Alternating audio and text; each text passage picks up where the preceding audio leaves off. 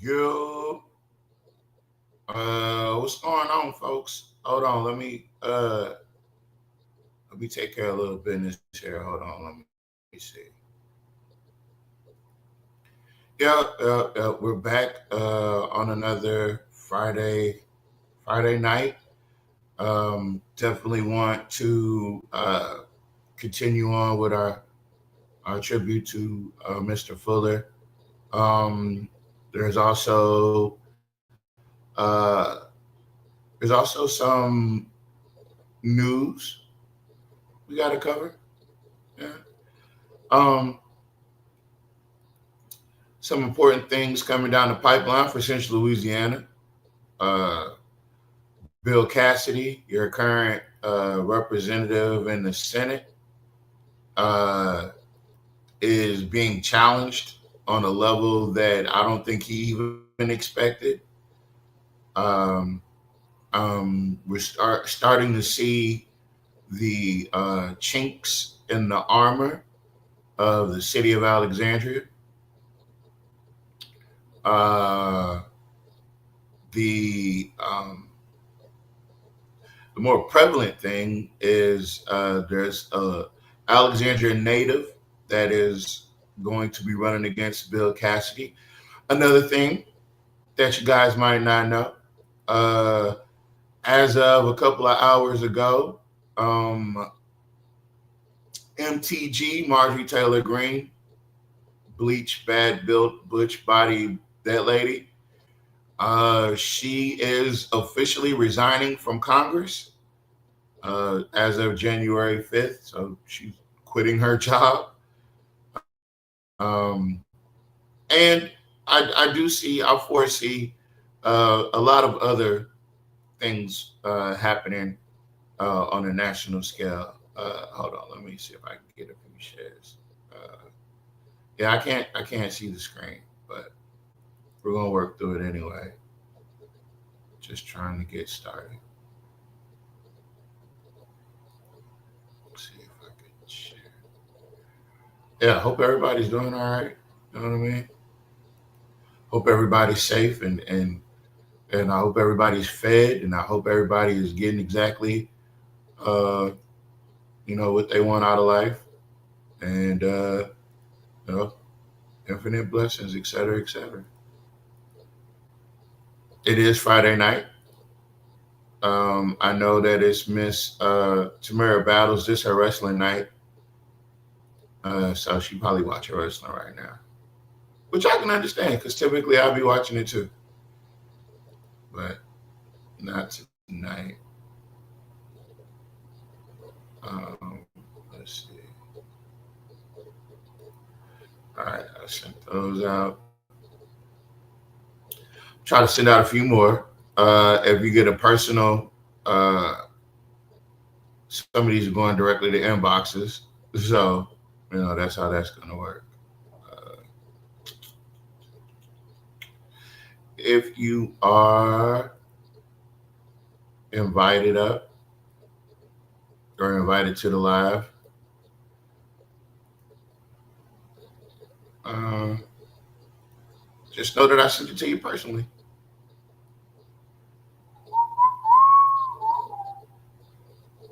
Uh, yeah, and as you come in, at whatever platform you're watching us on. If you're watching us on YouTube, hit the like and subscribe button. If you're watching us on Facebook, um, what's the other button? Oh, if you watch us on Facebook, hit the share, send the love, or like or whatever, and yeah, we can get things started in just a second.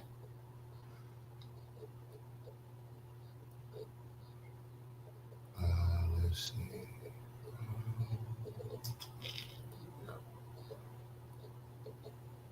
I hate when they took my other accounts. They took my other accounts, and I had to start all the way back over with a whole new friends list. That by itself is that whole process is annoying. Not being able to come on with your own name is also annoying, but that's the price you got to pay for speaking your mind. These saltines are gonna try to take you out of here any way they can. If they don't like what you're saying, they're gonna try to remove you from the conversation, and that's unfortunate. But it is the shit we got to deal with for speaking your mind. Everybody ain't gonna agree with you. Everybody don't gotta agree with you, but you know they don't care about none of that. Let's see. There's a couple other people I'm finna send this to. Then we just finna get on with the conversation. Um, uh,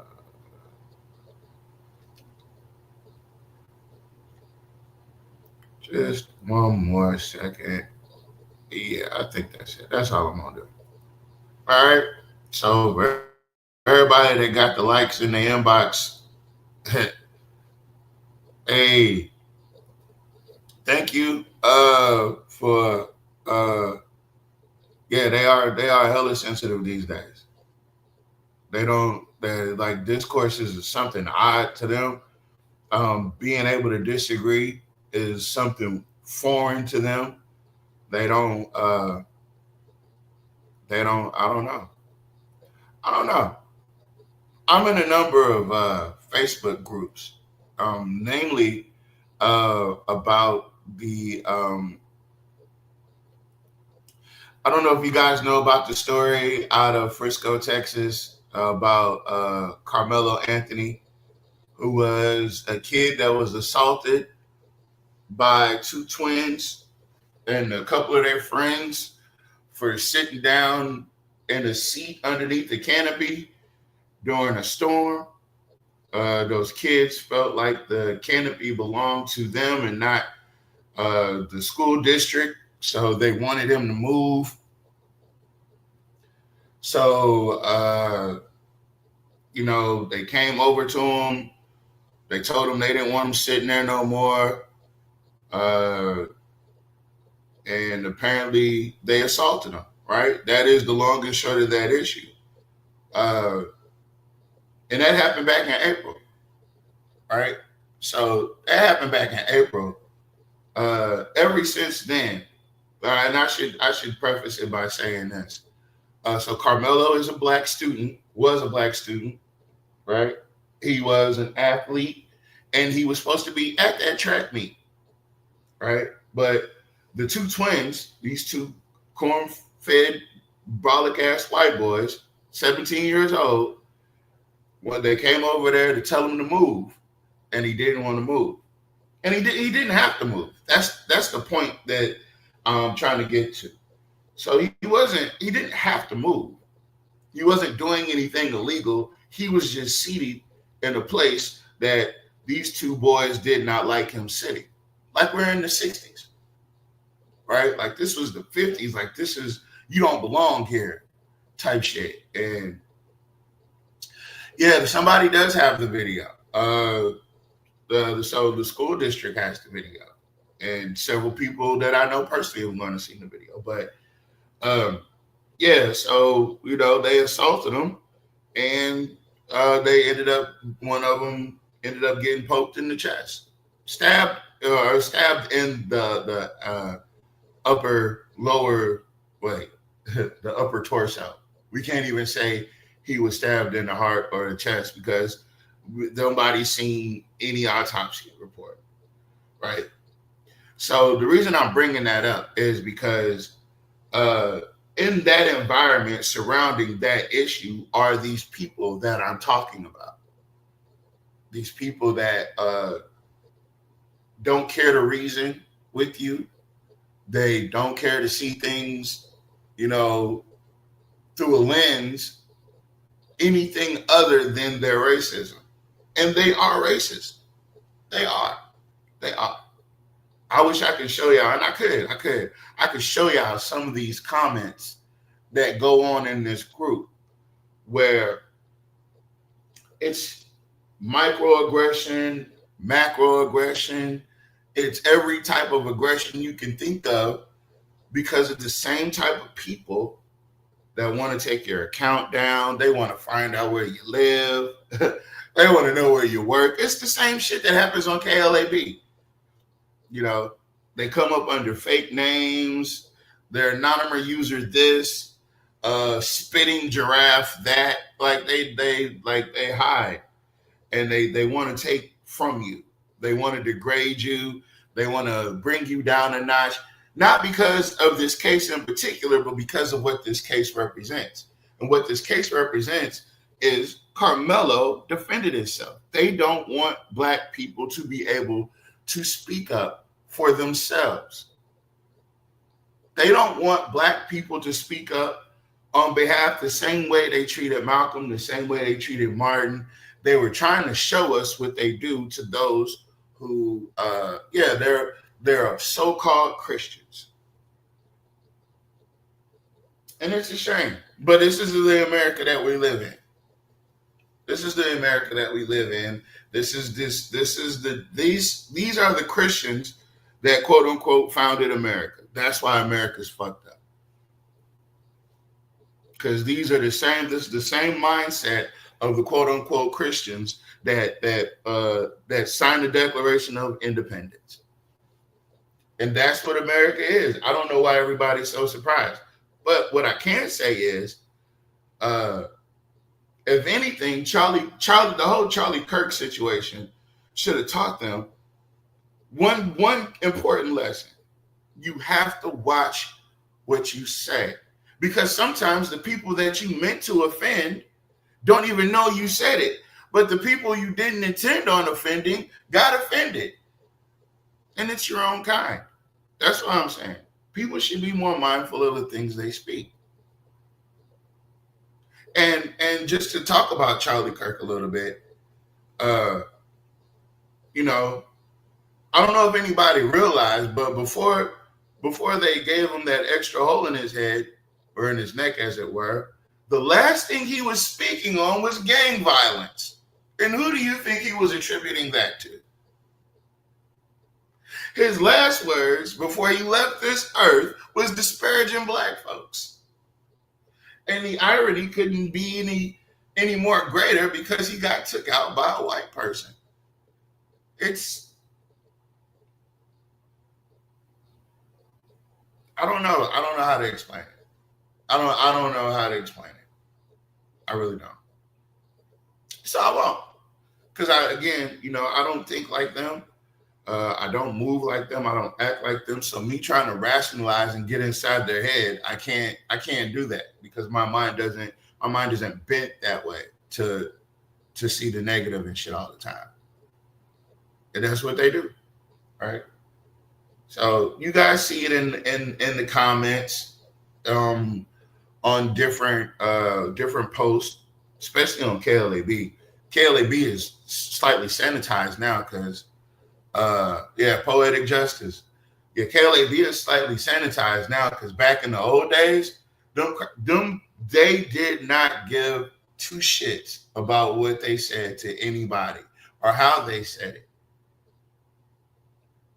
You know, and that's coming from somebody who's been targeted. Hell, I'm being targeted now, but I don't know. I don't know what to tell them. Don't know what to tell you. Keep targeting. I don't know. But Oh, somebody said he choked on his words. Yeah. That's some cold shit right there. Yeah. But yeah, I mean, overarching, right? The dialogue is that the folks, they know what they're doing and they know who they are, and they are inherently racist. And my ability to uh not be um not be extremely negatively responsive to some of their shit. I don't have it anymore. So I'm just meeting them where they're at. Maybe I might like I'm a big fan of dragging people straight to hell. You go low, we can both just sit here and burn. Eternal life. I'm just I'm just saying, some people is like, I wouldn't mind spending an eternity in hell just so I can fucking cook you for at least 5 minutes. But we're trying to be better people. I'm trying, but when they're out here quoting these improper numbers about this 1350, anytime you see that, you guys gotta be aware of the dog whistles. So anytime they get to talking about 1350, where they're talking about 13% of the population commits 50% of the crime, it's not true. It's racist ideology. It's the shit Charlie Kirk was saying before he got popped. Right? The truth is, I think it's 28% of the population commit 55% of all sex-related crimes. They commit 80-something% of all gun violence. And here's the kicker, right? That 28% are white males. 28% of the population is responsible for more than half of all of the violent, crazy shit we hear about on the news. Just 28%.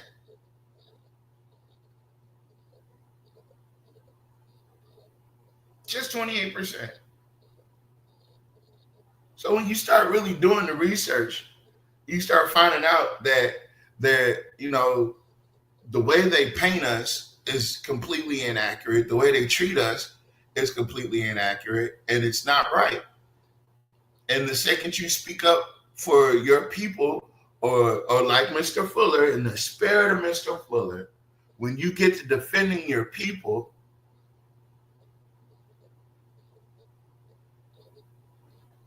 they go get other black folks to try to take you down a notch.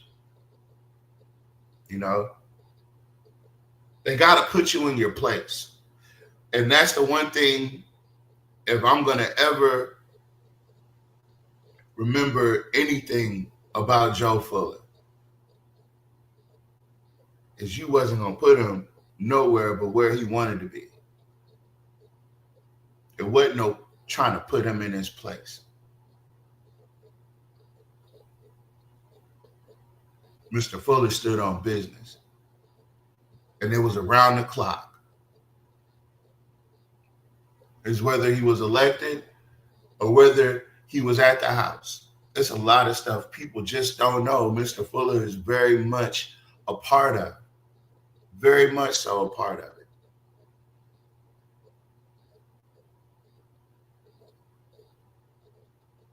Mr. Fuller fully supported Mr. Porter. Mr. Porter has been probably one of the best things that have happened to Alexandria as far as black folk go in a long time. Mr. Porter is Mr. Porter is him. Mr. Fuller was him.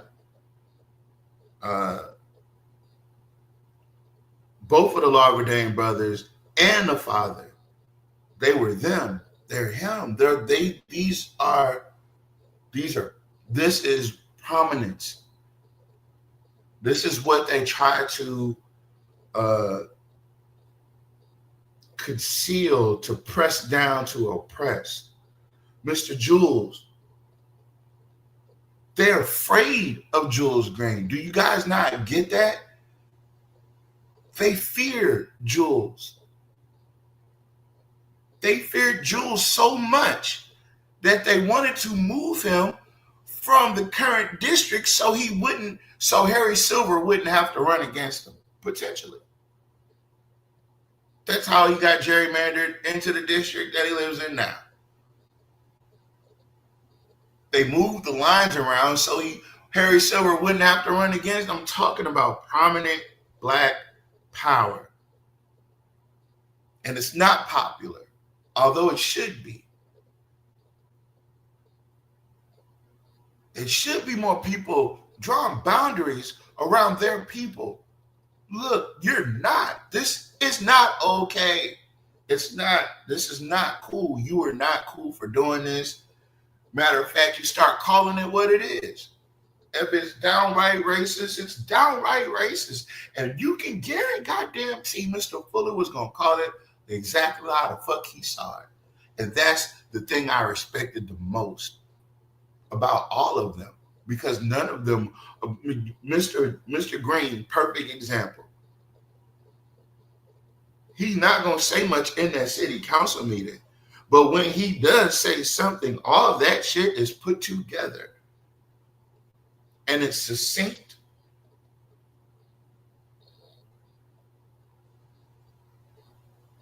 Brother Malcolm, these are all men that are cut from the same cloth. And that's what I need Alexandria to understand. If you're going to remember anything about my good friend, Joe Fuller, remember that.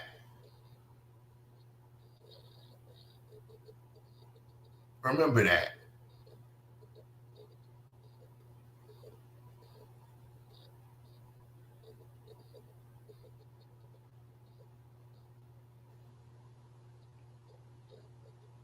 We don't got a lot of heroes left. We don't. It's either one of our turns to step up or we need to find one to support. But this fight continues. It does. And Mr. Fuller represented that fight. And that's why I think he'll always be one of my favorite people that I've ever known.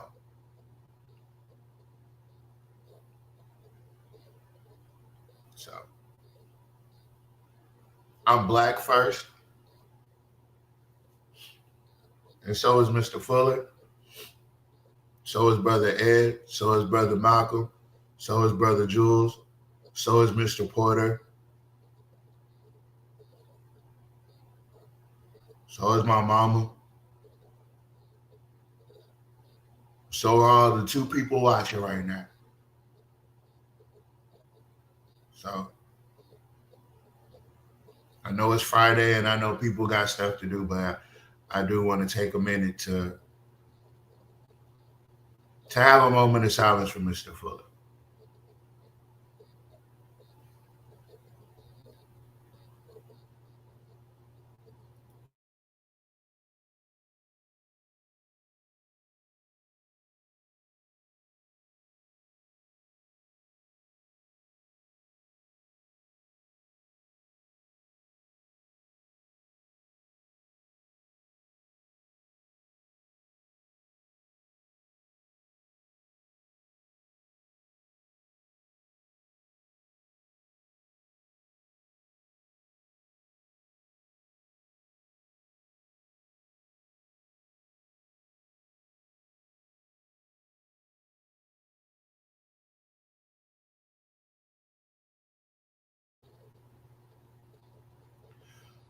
All right.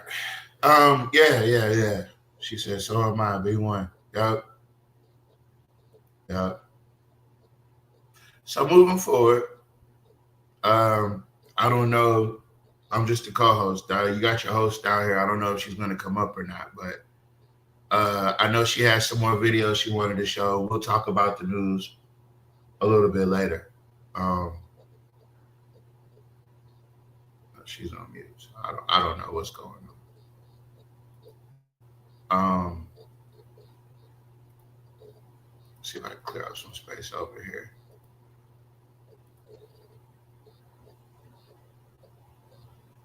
I don't know that we finished the mayor's. I think we did. We did finish the mayor's speech.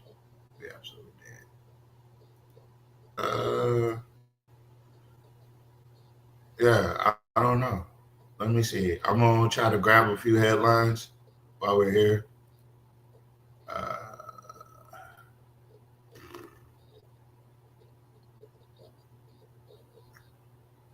can't go from here.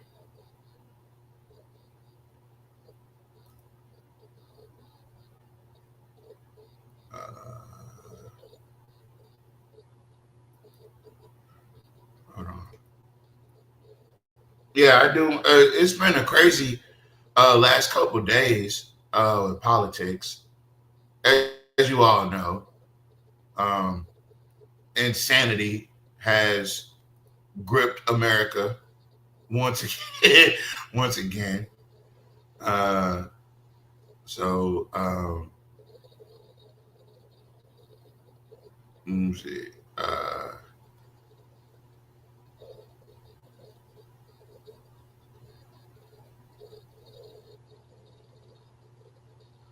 I'm getting some videos, you guys. Give me some give me a moment. I'm trying to go back and pick up some videos.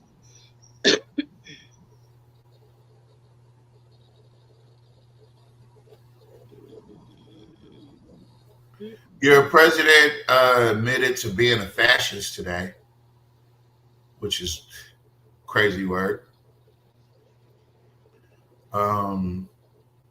Louisiana passed a law, I guess, now that you can no longer talk about elected officials on social media using their No, personal. no. You can't put their information. Not that you can't talk about them. You can't put their personal information online for people to come to their houses. That's what that is. I mean, they already have that information. They're public officials. They already have. Exactly, because they're public elected officials, so you know their addresses already. Which Yeah. that's why I said we the mayor I mean the governor we got is just so it just don't make no sense. Okay, that Well, didn't make no sense at all. hold on. Okay, so I'm gonna do. Well, I was gonna do this, but I'm not gonna do that. Hold on. So let's get into the chaos that is breaking out in the sacred MAGA world. Hold on one second. Make sure you guys are sharing this live out. Make sure you're hitting a like if you're watching it on YouTube. Yeah. So we're just going to kind of work through our news cycle and talk a little bit on the flip side. I'm not going to play too much of this because we don't want to get us flagged, but here we go. Marjorie Taylor Greene has announced that she is resigning from Congress. She put out an official letter. You see it right here.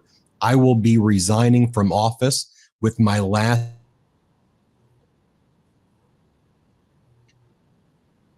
video saying that she would not want to be a battered wife. That's how she feels she's being treated by Donald Trump, or a battered spouse to Donald Trump. She's been very, very critical of Donald Trump, including especially on this resignation just put out moments ago, where she announces that she will be resigning. Here, play this clip. I'll be resigning from office with my last day being January 5th, 2026. And I look forward to seeing many of you again sometime in the future. May God bless you all, and may God bless America. And this is where she explains one of the main reasons why she's resigning, and she blames Donald Trump, and she blames MAGA Mike Johnson, and she has very harsh words for the entire Republican Party. Here, play this clip. I have too much self-respect and dignity. I love my family way too much And I do not want my sweet district to have to endure a hurtful and hateful primary president that we all fought for, only to fight and win my election while Republicans will likely lose the midterms, and in turn be expected to defend the president against impeachment after he hatefully dumped tens of millions of dollars against me and tried to destroy me. It's all so absurd and completely unserious. I refuse to be a battered wife, hoping it all goes away and gets better. If I am cast aside by the president and the MAGA political machine and replaced by neocons, big pharma, big tech, military-industrial war complex, foreign leaders, and the elite donor class that can never, ever relate to real Americans, then many communists aside and replace as well. There is no plan to save the world or a 4D chess game being played. When common American people realize and understand that the political industrial complex of both parties is ripping this country apart, that not one elected leader like me is able to stop Washington's machine from gradually destroying our country, and instead the reality is that they, common Americans, the people, possess the real power over Washington, then I'll be here by their side to rebuild it. Until then, I'm going back to the people that I love, to live my life to the fullest as I always have, and I look forward to a new path ahead. I'll be resigning from office with my last day being January 5th, 2026, and I look forward to seeing many of you again sometime in the future. May God bless you all, and may God bless America. Now, Insanity. This is Insanity. This is Right, folks? interesting. This is very interesting, and I'm going to tell you why I see it interesting. Because it is going to be a rude awakening when all of this truly comes out. And nobody is going to be exempt, because the whole administration was part of this. So, yeah, it's all right for you to go home, but it does not say you're exempt. If there is any need for any type of prosecution or indictments, doesn't mean that you will be excluded from that. So it's all right to go home, but you were part of this big major problem. And the people see that too. I think this was their plan all along. I'm gonna be I honest think with she realized that in the primaries, the numbers weren't looking well. you. No, what it was is when she what she did was, when them Democrats gave her their time about these Epstein files, she knew that she had signed. She knows exactly what I was talking about in the beginning of the show. Correlate everything together, but she knows. Yeah, let the dead eat the dead. Let the dead bury the dead. Yeah. not eat the dead. No, but a lot of these people that I'm talking about that are on, and that, like with this case about Carmelo, right? A lot of those people don't believe that he had the right to defend himself. And they have this white supremacist attitude towards these two twins that were terrorizing people. And what I'm correlating is they will back their own even when they're steamrolling other people. And a lot of these people are MAGA. They're not pro Austin Metcalf. They're anti-Carmelo. And there's a huge difference. Because if you're pro Austin, then you're pro the fact that he was within his rights to do. But when you're anti Carmelo, that just means you don't think that people should defend themselves. And all those people are MAGA. That's what she was. That's why she acted the way she acted. And that's why she moved the way she moved. But once she found out that that was detrimental to her well-being, now she wants to row the boat in the other direction. And people in the chat I don't feel sorry for her. I don't. These people are blatantly, openly racist. The people that I talked about for 15 minutes in the beginning, those are the people that are blatantly, openly, unapologetically racist. I'm talking about with no hesitation. And they'll say all the words that sound good, but you can tell in the little undertone that they're racist. When you have a mayor in your city that literally ignores all of the black issues. You got Julia Letlow. Why did she get elected? It wasn't because she was experienced.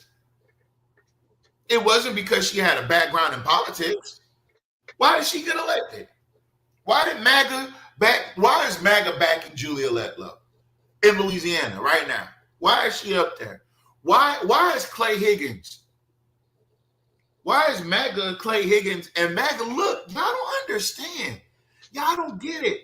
The Speaker of the House is Mike Johnson. Somebody y'all elected from Louisiana.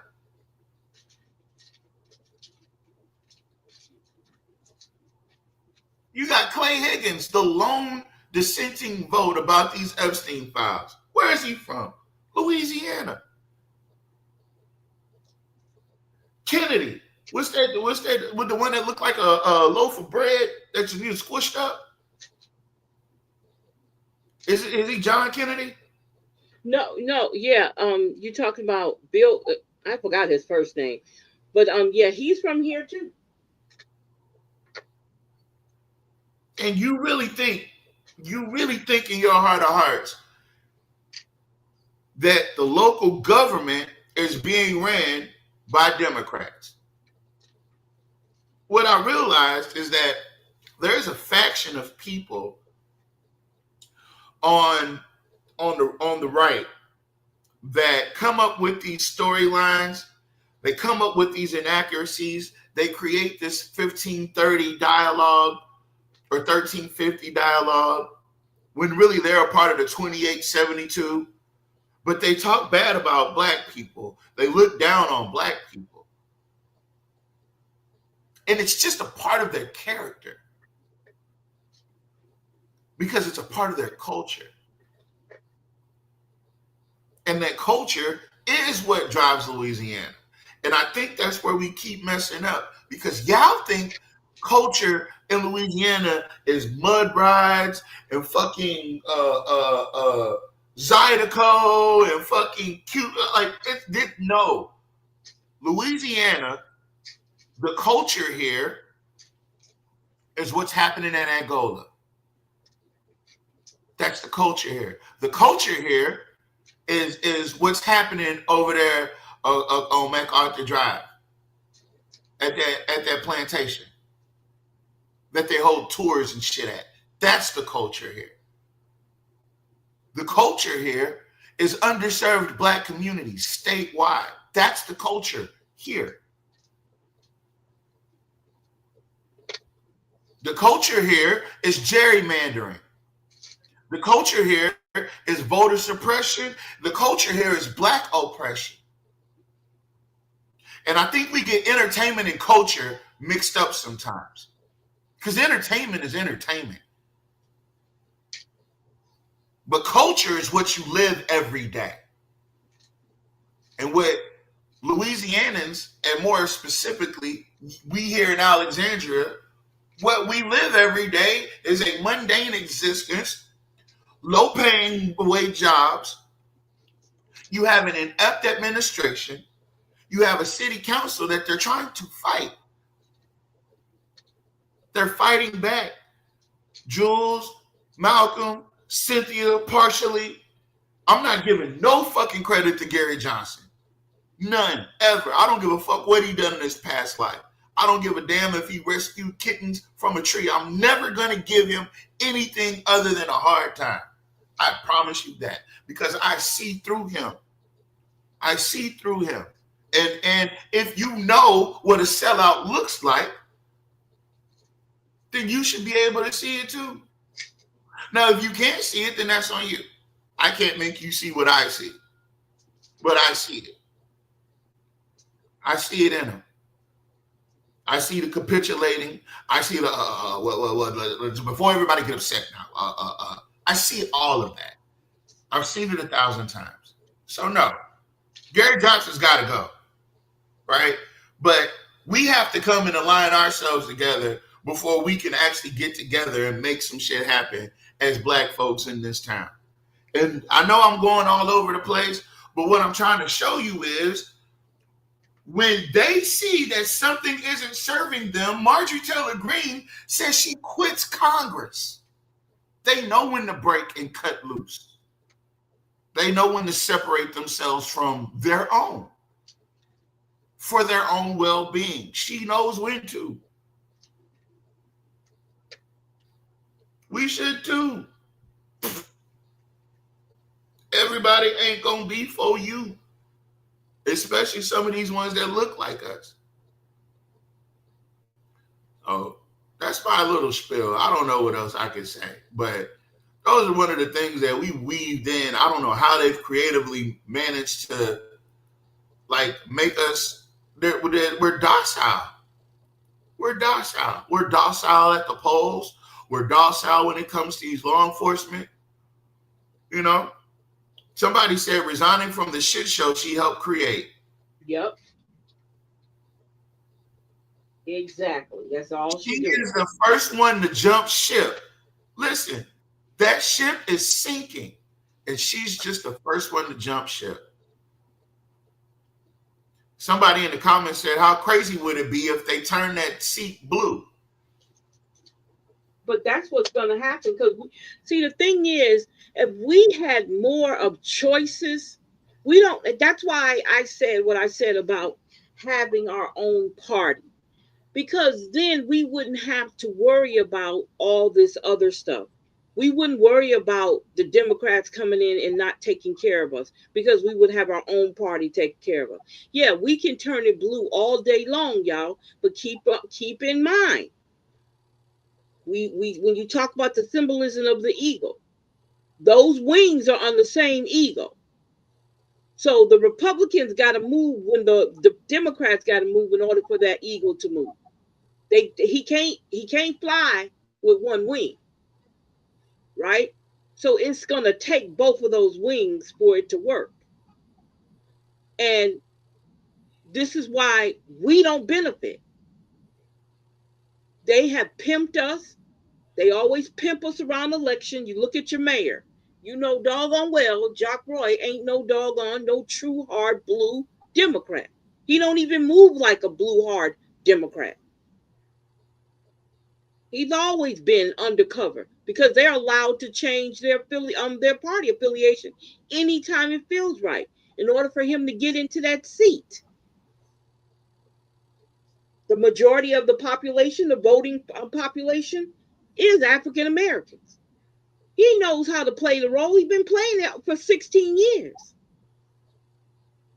And they all know to run to the Democratic side when they're really Republicans in their hearts. Their hearts are red. They're not blue. You can tell in their actions. You can tell in their decision making. You can tell who they align themselves with. And no matter what nobody say, who you align yourself with is very important. It's very important. And you guys live it every day, right here in Alexandria. Y'all live it every day. You see who he aligns himself with.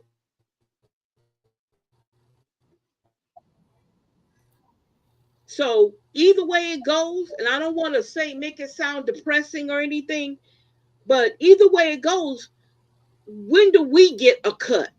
Let me say this. Let me say it like that.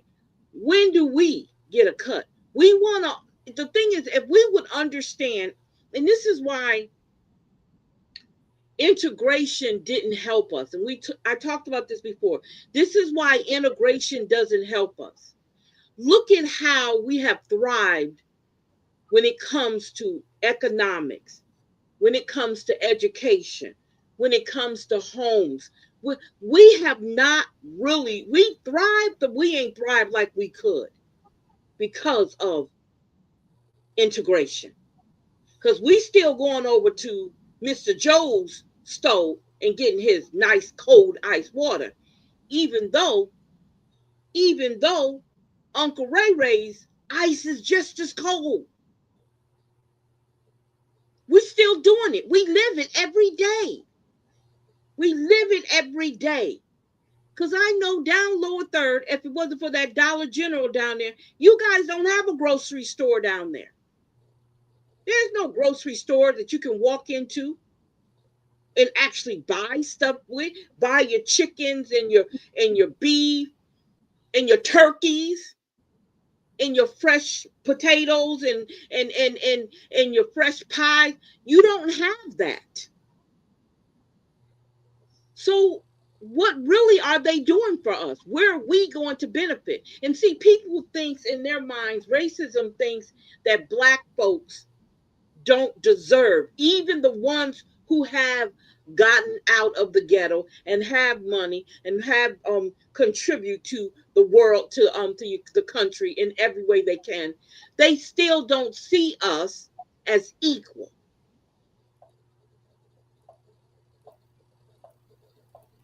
They don't see us as equal. So why are we on these bandwagons? Why are we part of these a party affiliation when they don't even want us at their table? They don't even want us with a chair in our hand attempting to sit at their table. Well, the last time we had a chair in our hand, it didn't end well for them. So No, it didn't end well. Some people wound up with busted eyes and busted arms and stuff. But I'm just saying, and this is why we need our own party. And when you say that, oh my God, black folks get mad. It's like you saying something about their pastor. And let me say this, even if we do have a blue wave, let's watch what happens to us after the midterms. Let's watch how we'll see if our needs and the things that we need for our families on a wide scale. Let's see how much they'll pay attention to it if it does do a blue wave.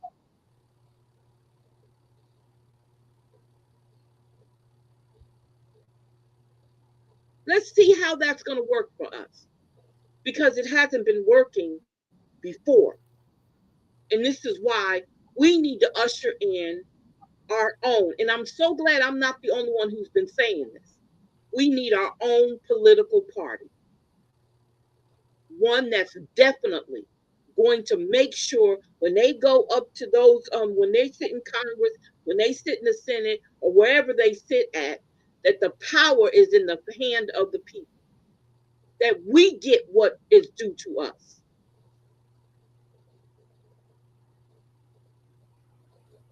hold on, I got this. I'm just saying. Never sue the other driver after a car accident. There's a better way to get paid a way bigger. A former Louisiana allegedly stole a rare state artifact. He has now been indicted. Put him up full mask.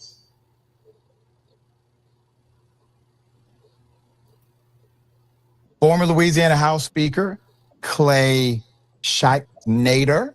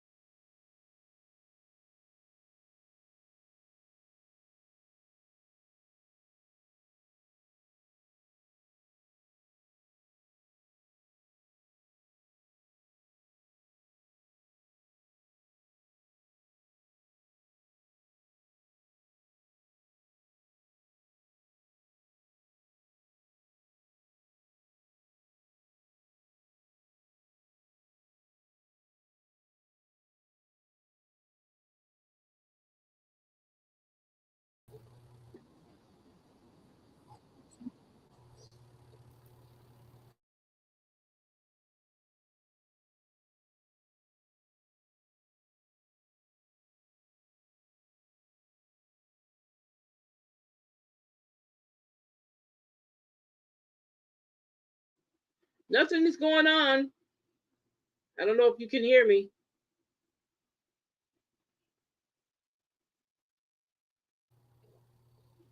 What you said? There's nothing there. No, it's there, but ain't nothing going on.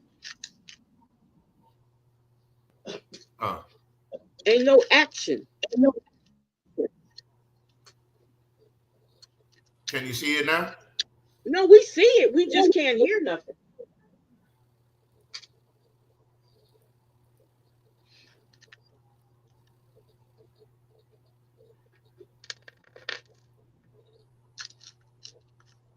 You want me to play it?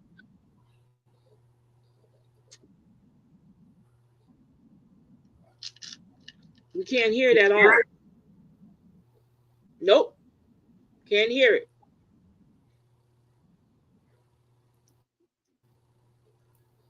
Yeah. Want me to pull it up? Yeah. Pull it up. We can pull it up. Okay. Give me a second.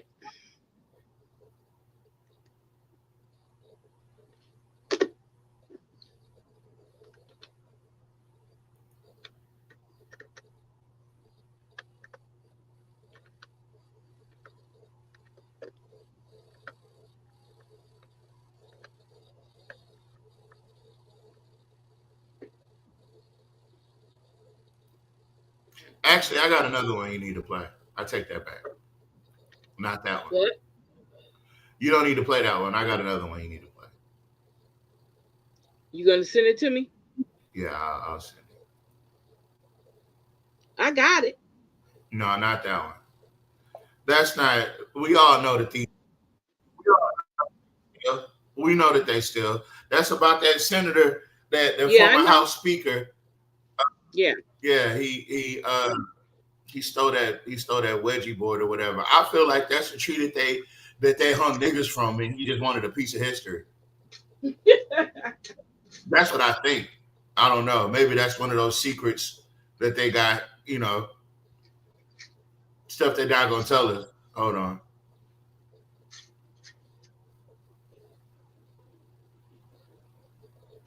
I sent this out to way too many people, so I gotta work my way through this.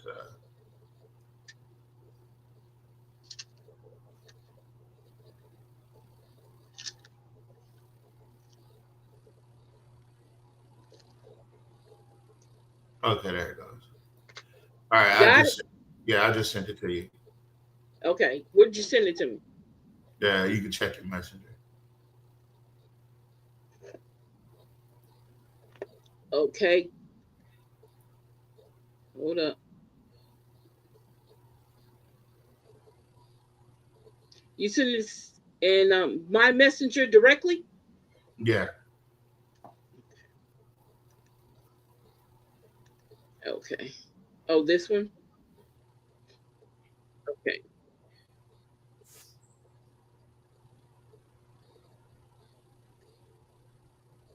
Here we go. Let me share it. Eyes are coming, y'all.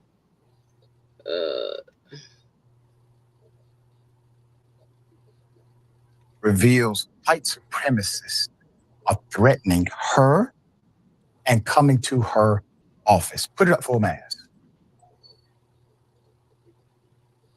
Courtesy of the commander-in-chief, by the way, on Thursday, an individual reportedly appeared at Representative Jasmine Crockett's office making, quote, white supremacist threats and hand gestures. Let's call those gang signs. Here's Crockett's statement. Quote, today, an individual showed up to my office, my DC office, and made white supremacist threats and hand gestures. Everyone is safe. And I want to thank Capitol Police for their swift response. But let me be crystal clear. This cannot become the norm. We're living in a time where political violence is being fueled from the very top. When the president of the United States spreads hate and lies, and then he targets his political opponents when he openly calls for the death of sitting members of Congress. He is putting a literal target on our backs. The president should be committed to unity, not more division. She goes on to say, quote, some folks have questioned why I need security. This is why. Every time I speak truth, stand up for my constituents, or call out corruption, the threats get louder and more dangerous. I will not be intimidated. I will not be silenced. I will continue to show up for the people of Texas' 30th Congressional District. But we cannot pretend that this is normal. When leaders promote hate, hate shows up sometimes right at our door. So Crockett's statement comes shortly after Donald Trump said nearly half a dozen Democratic lawmakers should be punished by death. He called it seditious behavior on social media in response to a video that encourages the military to follow the law. Mm-hmm. And by encouraging the military to follow the law,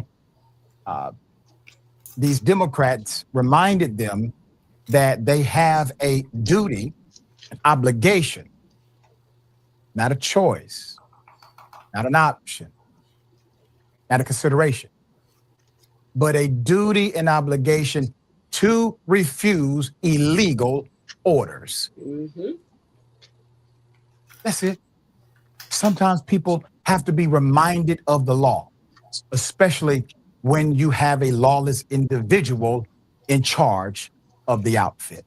That's right. And because they were reminded of the law, the person who was lawless decided to threaten those elected representatives with death.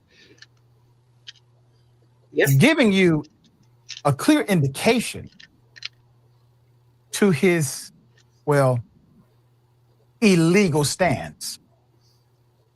There's more. Some of those Democratic lawmakers would talk about the threats they've received since Trump's, well, threat. Here it is. As you can imagine, we've gotten hundreds and hundreds, if not closer to 1,000, tough threats and messages, and had to get Capitol Police security. And, it's just it's like turning on a light switch. Mm-hmm. And, but I'm not gonna be dismayed or dissuaded from standing up for the Constitution just because he threatens us. We are in uncharted waters. I mean, I never expected, after serving 25 years in the Navy, flying combat missions over Iraq and Kuwait, flying the space shuttle, that now I've got to worry about my personal safety and that of my wife, Gabby Giffords, who was already nearly assassinated because of something the president said. Of course, I'm very worried about this office and my team and my family, but I think I'm just continually stunned by the fact that I'm worried about it is because the commander-in-chief, the president of the United States, has called for my death. And that's something that should just be chilling for everybody. And everybody should be worried about their safety in this nation when the president can wield that sort of a statement. Yes, there is concern. But it seems you need to be reminded that you serve in a co-equal branch of government. And if the executive branch decides to test their power, your response as a co-equal branch is to let them know that test will be met with the same vigor that it showed up with. Mm. So here we are. Donald Trump has called for the killing of politicians. Let's go back to the Supreme Court rule that basically said, without an impeachment, he can do whatever he chooses to do. What do you think he's doing? I'm a little nervous because I have no clue what's about to happen, but this could either be a total disaster or the world's greatest magic Oh, I'm trick. sorry. Okay, so Okay, this little device sorry. right here is called.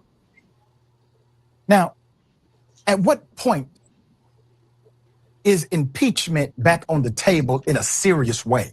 Mm-hmm. And to the Republicans, you're foolish if you think he's only turning on Democrats. He just called your beloved leader, Marjorie Taylor Greene, a traitor because she talked about his good buddy who passed, Epstein. You don't think he's coming for you? There's more. Response from Republicans. A White House press secretary, obviously they are tying themselves in knots at the White House, trying to spin this. And House Speaker Mike Johnson, defended Trump's comments and focused on what the Democrats in the video said. That's the real offense.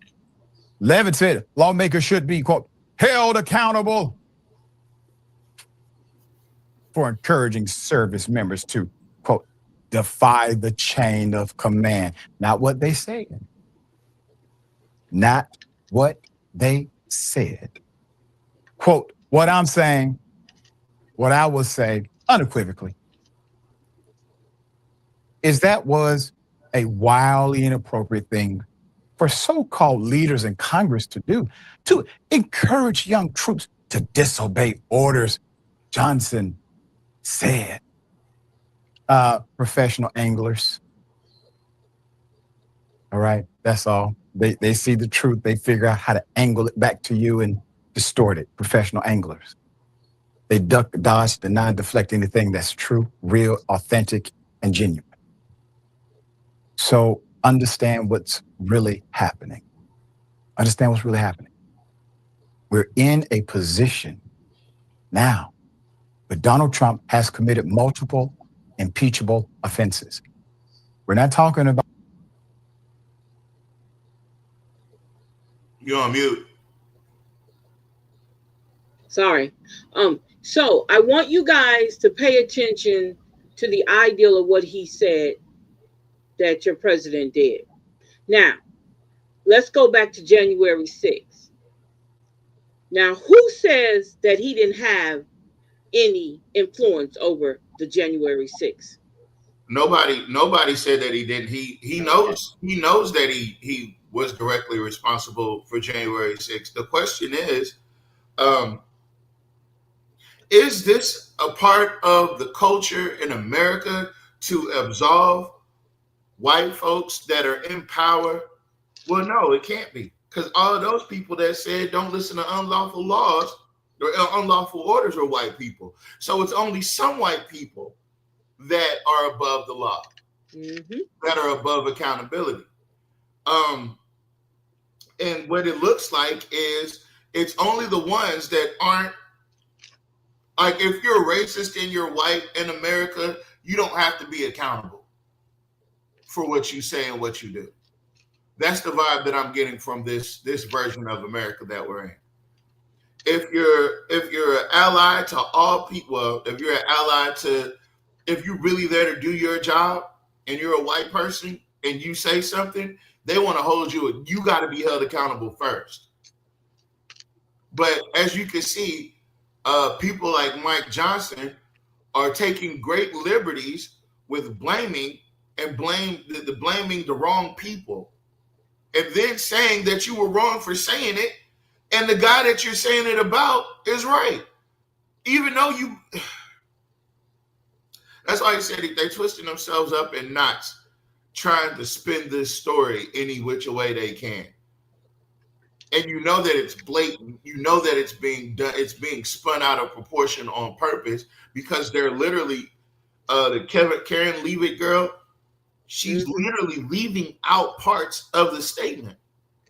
They said you don't have to listen to unlawful orders. Matter of fact, they just reminded you that it's illegal to execute unlawful orders.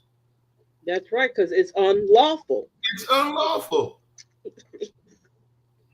So the fact that they left out that part and they just left in the part, they added the part where they said all the laws, that everything that he says is lawful, that just shows you the degradation of America. This is where we are now. This is what America wanted. This is what America was built for.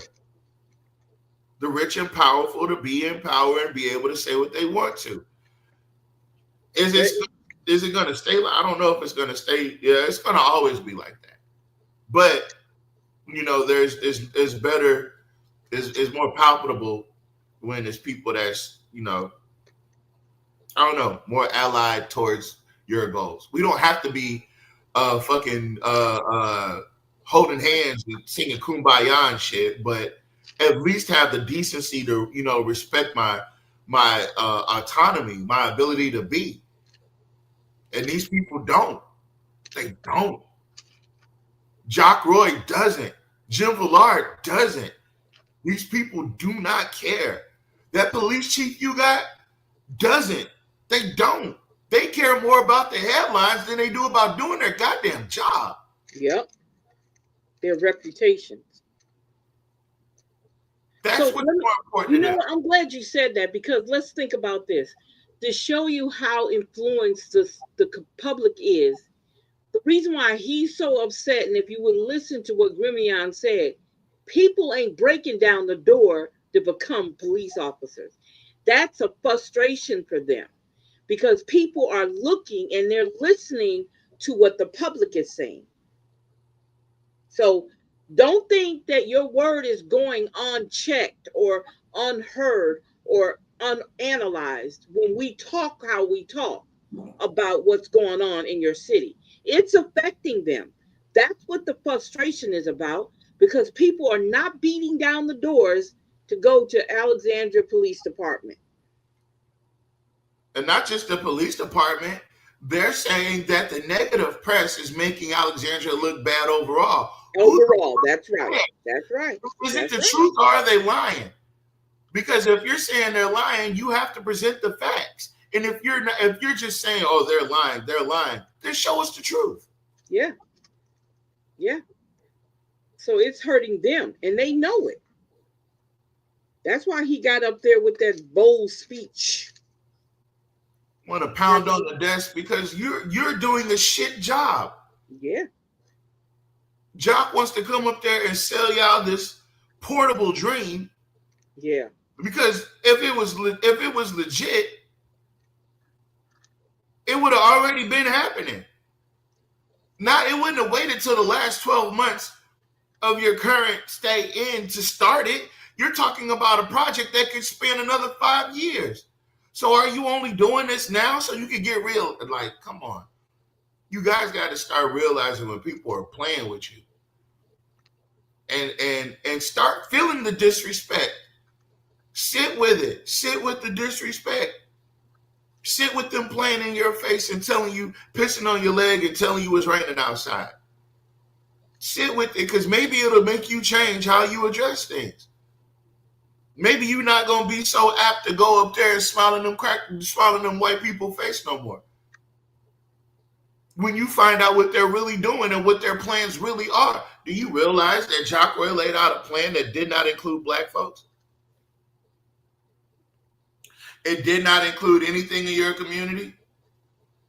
It did not include anything having to do with improving your community. It had nothing to do with anything regarding your community. It was all about fucking spark and reignite and reignition and reimagine and all this other shit that has nothing, zero to do with your community. And then you wonder yourself, well, whose community is it going to benefit? The business community. The business community of Sinlaw. The people that got him elected. It was never about you. That's why shit ain't changed in 4 years. It was never about you, because that's why shit ain't changed in 25 years. It was never about you, because that's why shit ain't changed in 30 years. It was never about you. That's why Alexandria looks the exact same way that it looked way back in 1996. In the 1980s. Well, I told you, 1980s. when I moved back here, I moved back here in 98. when I came home on leave in the 80s, the only thing I saw different was I-49 had been built. And I got confused as hell trying to get to my mom's house.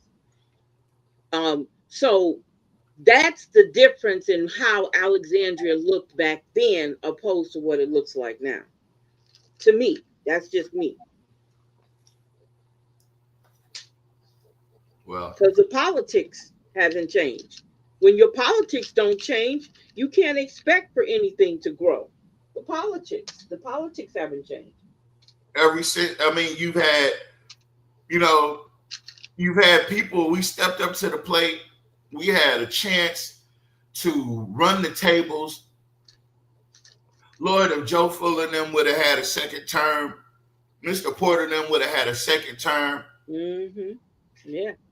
If you guys would have never let Reddix up in there, if you never would have tried to, you know what I'm saying? If you never would have played Jules out of District 3. But I'm telling you, they're scared of Jules. Jules not only took the L for losing District 3, he bounced back and took over all 5 districts.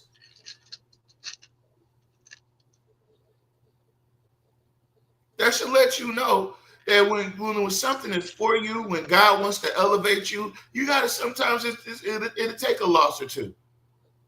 But when it's your time to come up, it's your time to come up. And right now, we're in a prime place to come up as Black folks in these Black communities of Alexandria.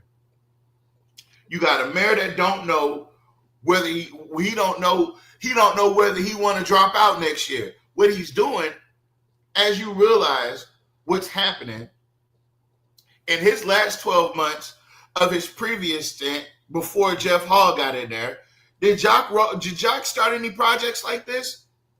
No. I can't. No, I don't think he did. No, he didn't. He didn't. You know why? Because he had already planned to dump the offense over to Jeff. He had already planned that out. Jock is a year and a half ahead of y'all, maybe even 2. Right?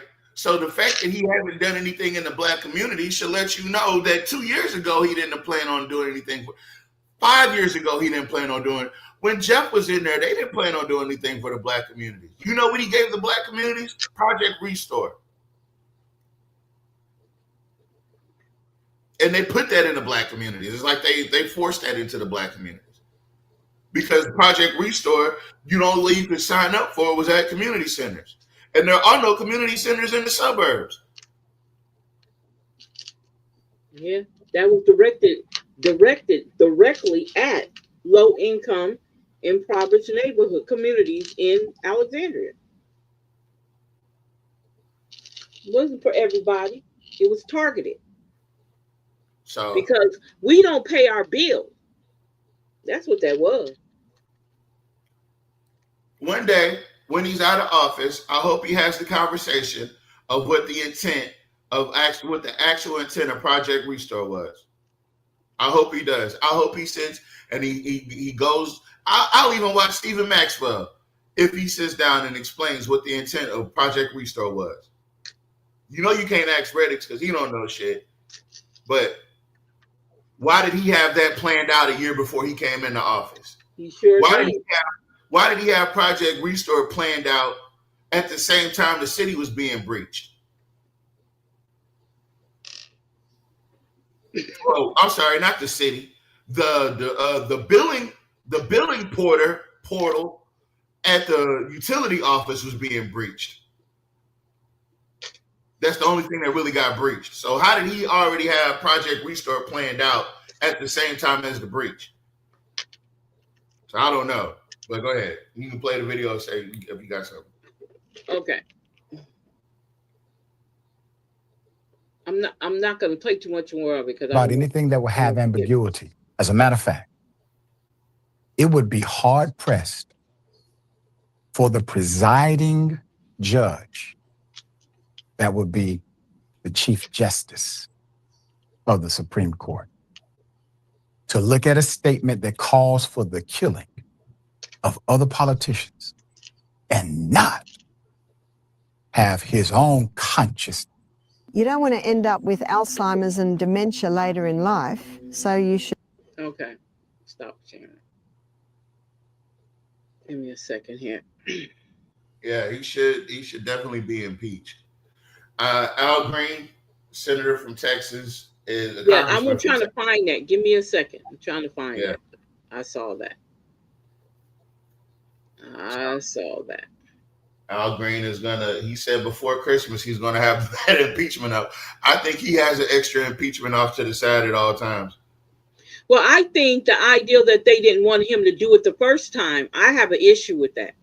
They didn't support him the first time. We wouldn't be at this point right now if they would have supported him, and it would have. I know he had to fight the Senate. I think he would have. But yeah, we would have been halfway through something right now if he would have just wound up letting it go through. But oh well.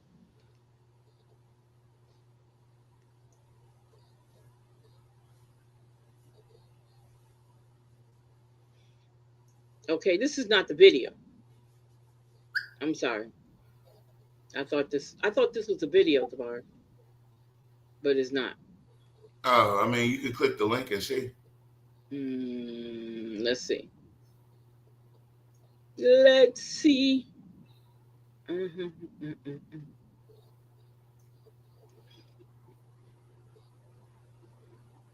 Let's see where it's what.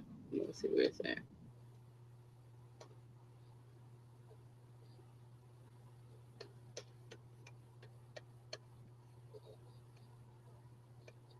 Where did he go? I think they all like that. Hold up. Let me see something. Where did he go? Here it goes. Okay, let's see here. There is no, what's the name? It's just saying Congressman. Let me see if I can find it in YouTube. Real quick. Stop sharing right now. Congressman Al Green.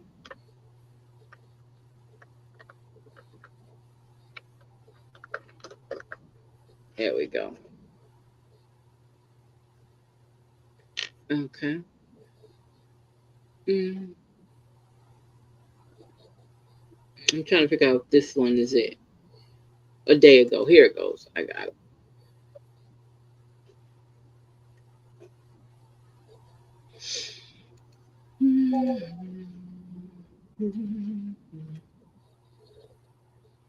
Impeachment to the attention of the Congress of the United States of America before the Christmas break. The movement continues. This is not a moment in time. This is a movement for all time. And those who have the courage to stand for liberty and justice for all, you are a part of this movement. You may not know it, but you are. Those who believe that government of the people, by the people, for the people is a necessity in a democracy, you are a part of this movement. So let us not forget that if we are to maintain what has been given to us, we inherited this democracy. And if we are to maintain this democracy, we have to do more than say we believe in these things. We have to participate.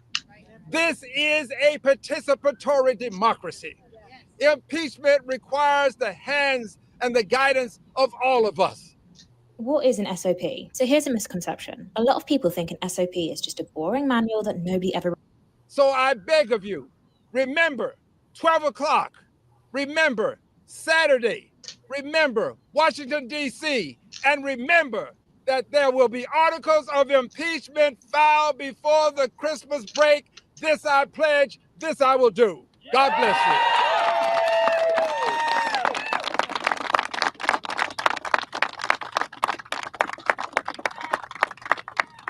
Can we get one more round of applause for Representative Al Green?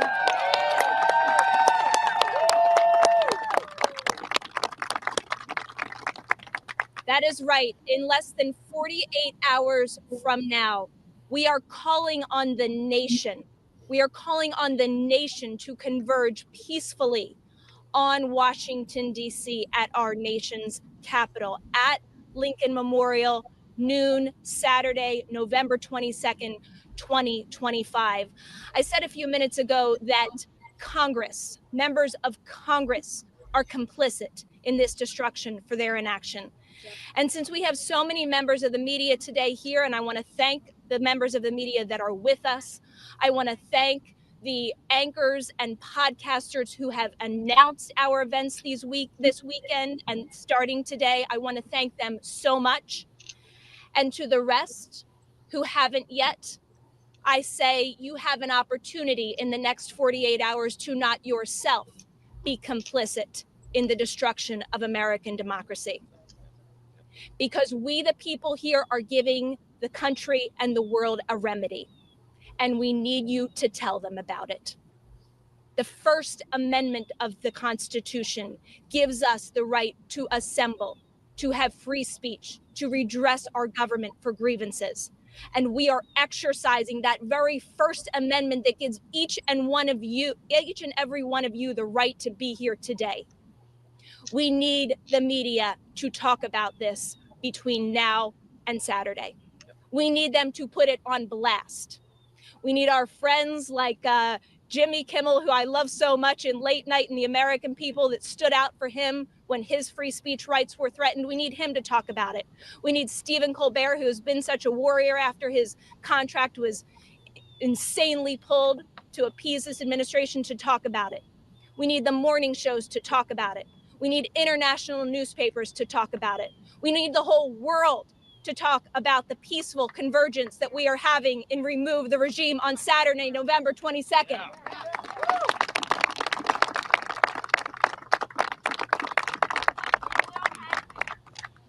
So,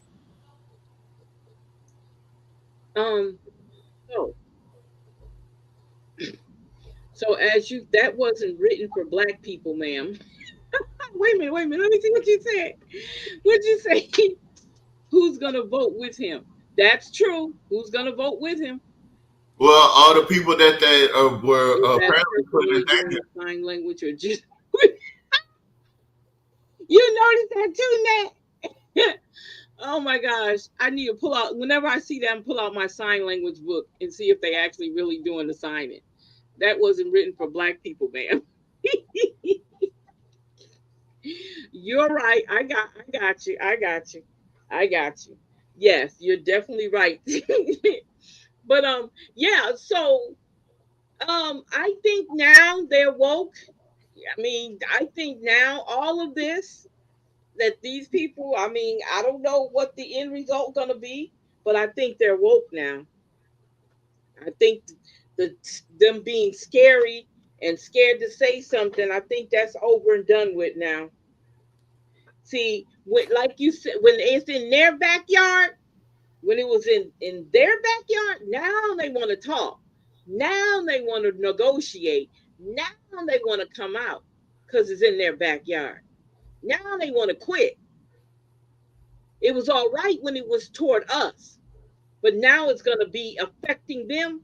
Everybody's woke now. Everybody wiping the sleep out of their eyes. They're yawning and stretching, brushing their teeth and wiping their faces, taking their shower. Everybody up now. That's how I see it. Everybody up now. And to me, all it does is verify and confirm that he was definitely the January 6th culprit, ringleader. Okay? Yeah, I'm wondering, you right now, I wonder if she will vote to get him out. You right. I want to stop right for 1 second, and I want to do an announcement. I want to thank Brother Nat for his hard work in a matter of days, raising $700 for the JAG at Alexandria. Is that Middle Magnet or AJH? Alexandria Junior High School. He raised $700 for them. He raised $700 for them. So don't say you can't do something. It can be done. You just got to put a plan together and make the action happen. That's all. And I'm so proud of him. And I told him he did a great job. Okay, Alexander Middle Magnet. Okay.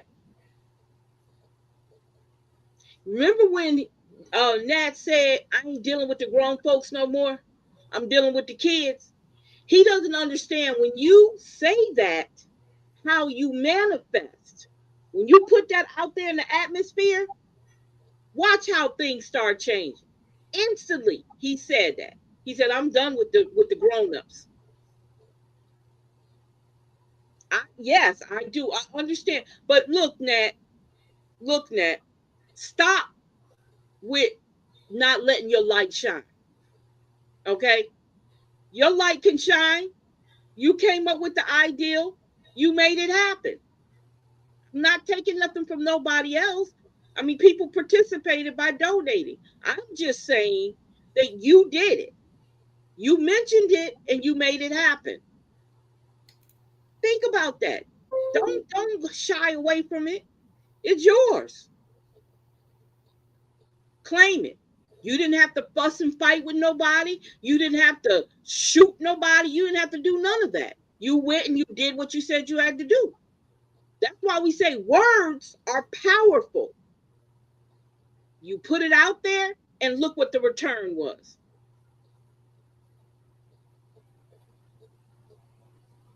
Then I hear that the principal wasn't too happy.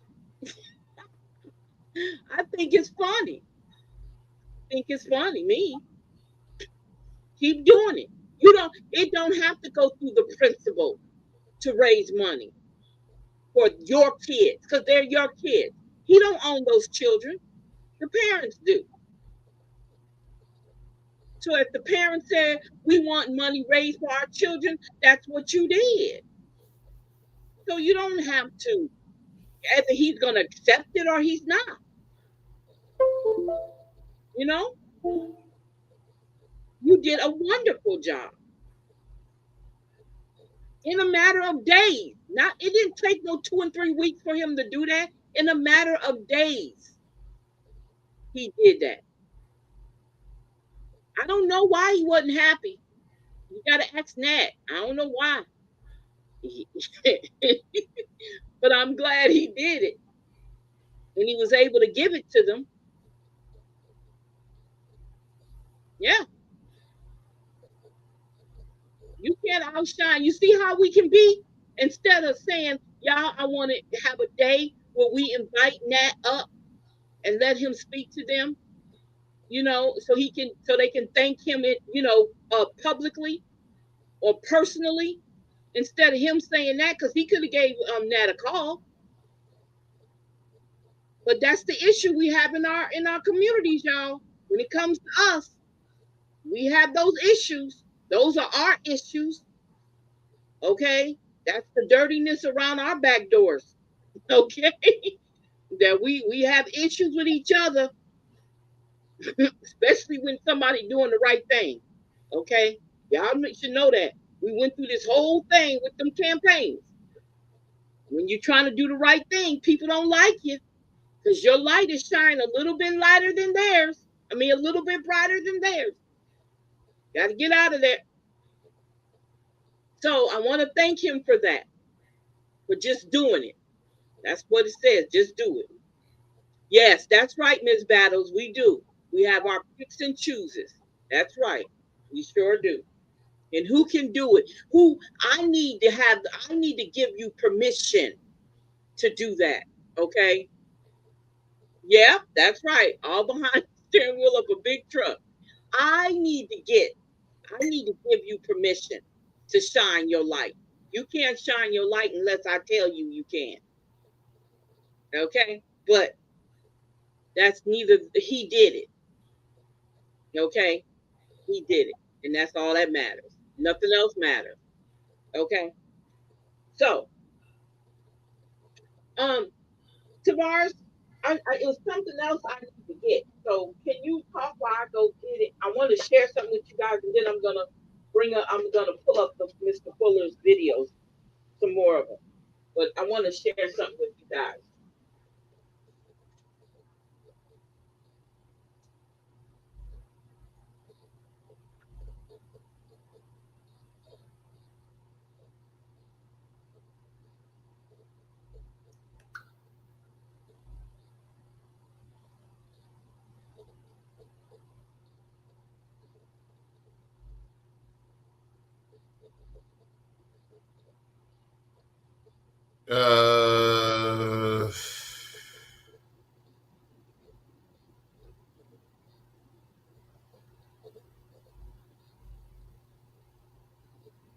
Okay, so there's some clarity on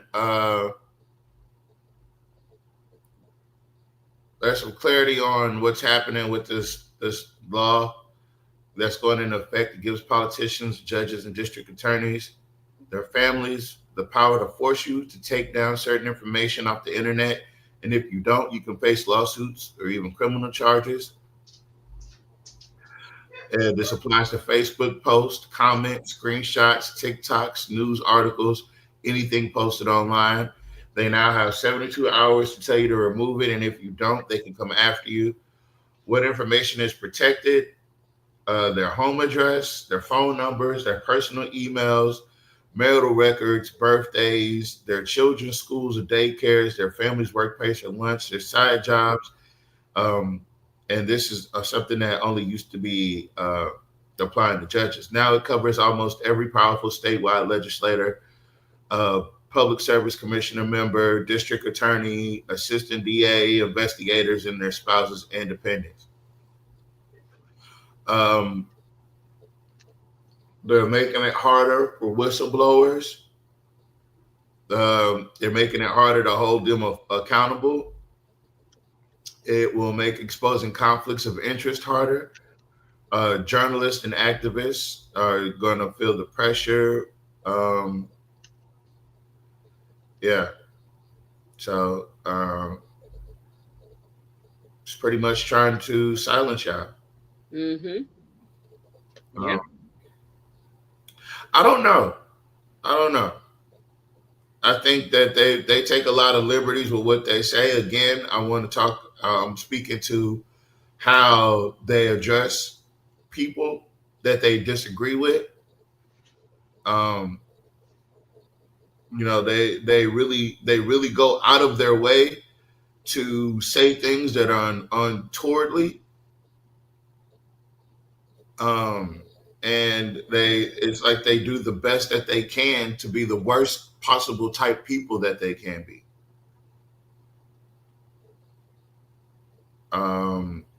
So yeah, the president met with the new mayor of New York.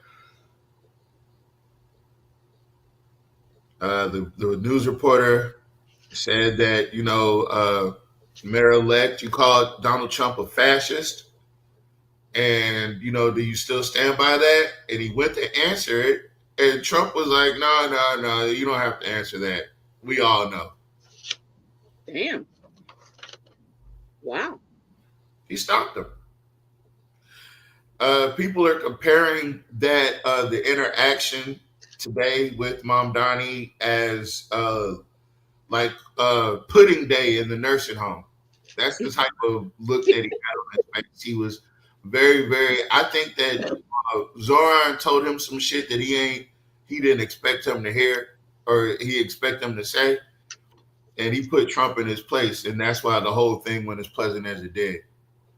And he did it behind closed doors, so it could be, you know, presented properly in public. But you know, this month during Veterans Day, your president brought in former Al Qaeda members and people tied to the Saudi prince who do that. Like, yeah, it's insane to say the least. Wait a minute, you said he brought in what? Oh yeah, he brought in the Saudi prince, and he got on he talked shit to a reporter for her asking him about the murder of an American journalist that was over there. And Trump was like, yeah, you know, he was a bad guy anyway. We didn't like what he was saying. So, you know, incident happened. That's pretty much what he said. He said shit happens. You cannot make that up. You can't make it up. You can't make this up. He brought in people that were attached to 9/11 this month into the White House. Oh, Lord. During Veterans Month, Veterans Day, you know, that was like last week. I don't know. Yeah, that was last week. I don't know. I can't make half of this shit up. Half this shit is like we're living in like some fever dream. I know. Like the Twilight Zone. It's like completely off the rails. But you know, it's eventful. It's definitely newsworthy. I don't know, like there are real world implications in all of this. I don't think that the world is taking the news like we're so unserious these days. I guarantee like this shit is gonna be a joke and a punchline in the like it's gonna be insane. It's probably the night shows are doing jokes about it daily. So you know, America is very unserious, and a lot of times people are laughing to cope because they don't know. You got a lot of people that were Trump supporters that aren't racist, right? But you can't tell the difference. You don't know which ones. Like, how can you? Like, you can't tell the difference. They got lumped in on some dumb shit, and you got lumped in, fam. I don't know what to tell you. Exactly. So real quick, you guys, I want to share something with you. This happened a long time ago, but I think it's really relevant to how governments work when it comes to us, right? So what I'm going to say to you, or what I'm going to read to you, or no, I'm not going to read the whole thing. I'm just going to read certain parts of it. This is a document, and it's Exhibit 10 of the U.S. Supreme Court case that was number 009587, National Security Council Memorandum. And it happened March 17th, 1978. Now, just keep that in mind, right? So at the time, the Secretary of State was Cyrus Vance. The Secretary of Defense was Harold Brown. The Director of Central Intelligence was Stanfield Turner, and he's an Admiral U.S. Navy. Now, check this out. The subject is Black Africa and the U.S. Black Movement.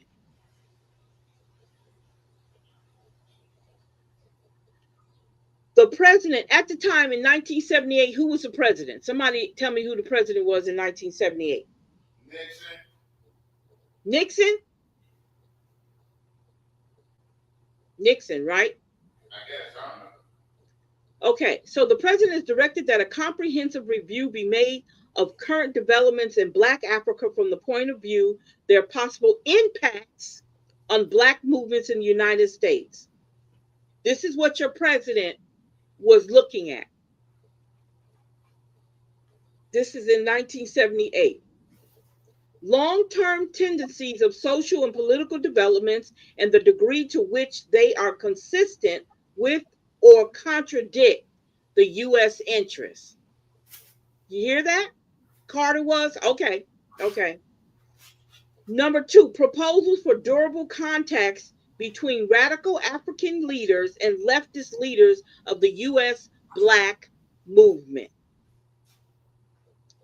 Number 3, appropriate steps to be taken inside and outside the country in order to inhibit any pressure by radical African leaders and organizations on the U.S. Black community, for the latter to exert influence on the policy of administration toward Africa.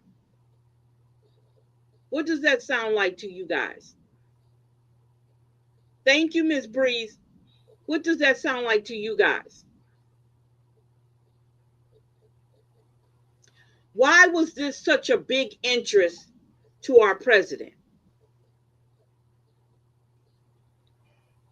Because you know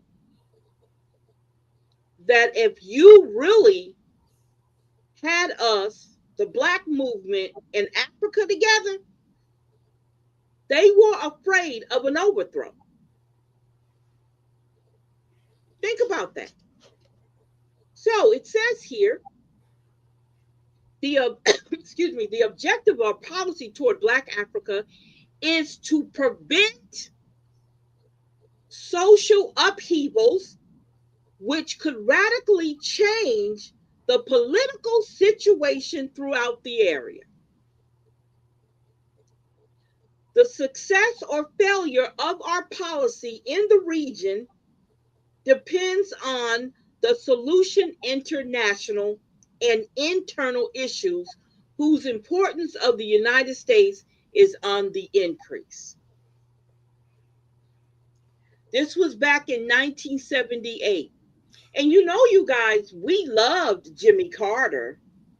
He was a great president, like we did Bill Clinton, right? Am I right? Yeah. This is what he was doing. A U.S. interest in Black Africa, a multiplicity of interests influences the U.S. attitude toward Black Africa. The most important of these interests can be summarized as follows. Political. If Black African states assume attitudes hostile to the U.S. national interests, our policy toward white regimes, which is a key element in our relations with the Black states, may be subject by the latter to great pressure for fundamental change. Did you hear that? Yes, that's right. That's right, Miss Breeze. Did you hear what he said? Wow. Thus, the West may face a real danger of being deprived of access to the enormous, listen to this, you guys. Now, what? Wait a minute. Thus, the West may face a real danger of being deprived of access to the enormous raw material resources of Southern Africa, which are vital for our defense needs, as well as losing control over the Cape Sea routes by which approximately 65% of Middle Eastern oil is supplied to the Western Europe.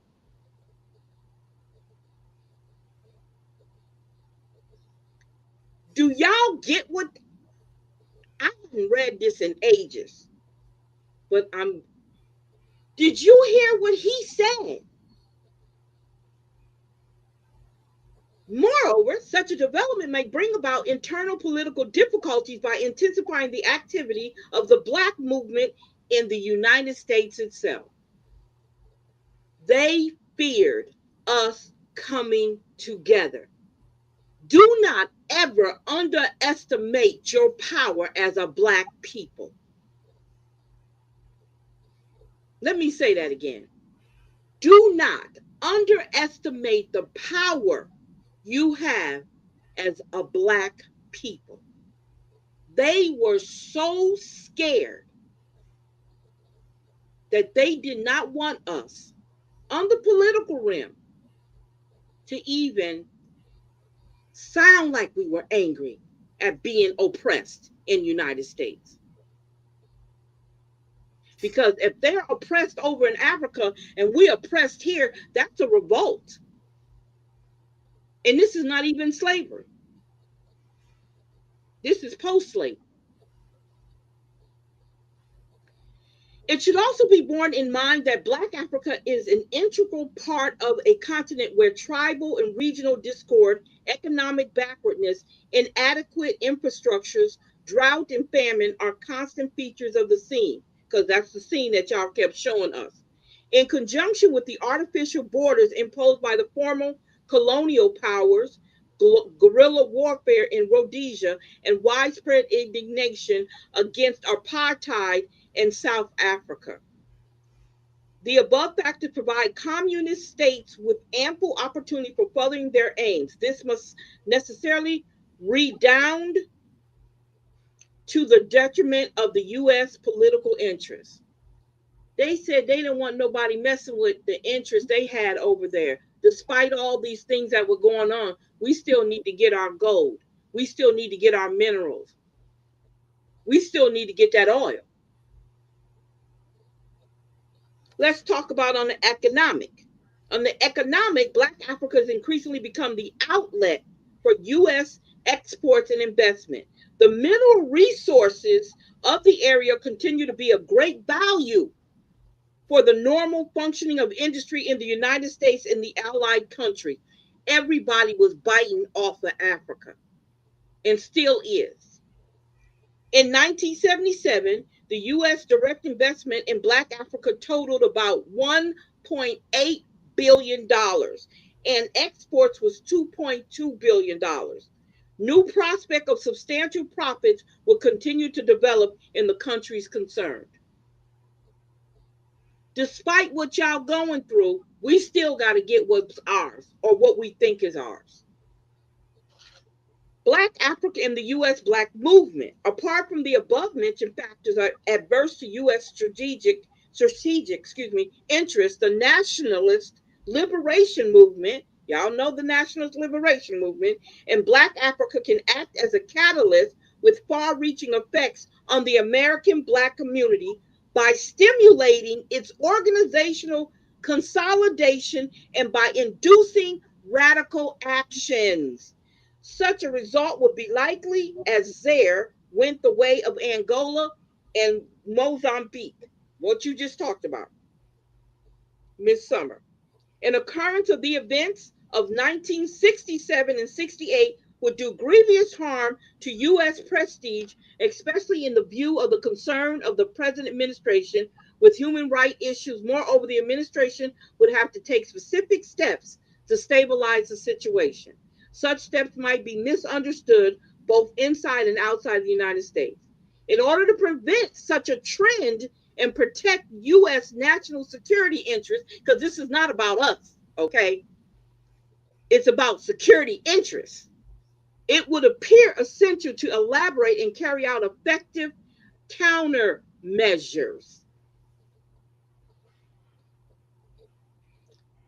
Possibility of joint action by U.S. Black and African nationalist movement. In elaborating U.S. policy toward Black Africa, due weight must be given to the fact that there are 25 million American Blacks whose roots are African. They admitted it back in 1978 that 28 million of us have roots in Africa and who consciously or subconsciously sympathizes with African nationalism. Wow. In elaborating U.S. policy toward the living conditions of Black population should also be taken into account. Immense advances in the field are accompanied by a long-lasting high rate of unemployment, especially among the youth, and by poverty and dissatisfaction with government social welfare standards. So they already recognize that there's a kindle for a fire to get started, because what they're doing to the Africans over there is the same thing they're doing to us here. Do you hear what they just said? Inside the United States, these actions could include protest demonstrations against our policy toward South Africa, accompanied by demand for boycotting corporations and banks which maintain links with that country. Attempts to establish a permanent Black lobby in Congress. Listen to what he's saying. A Black lobby in Congress, including activists, leftists, radical groups, and Black legislators, and reemergence of Pan-African ideals. Woo!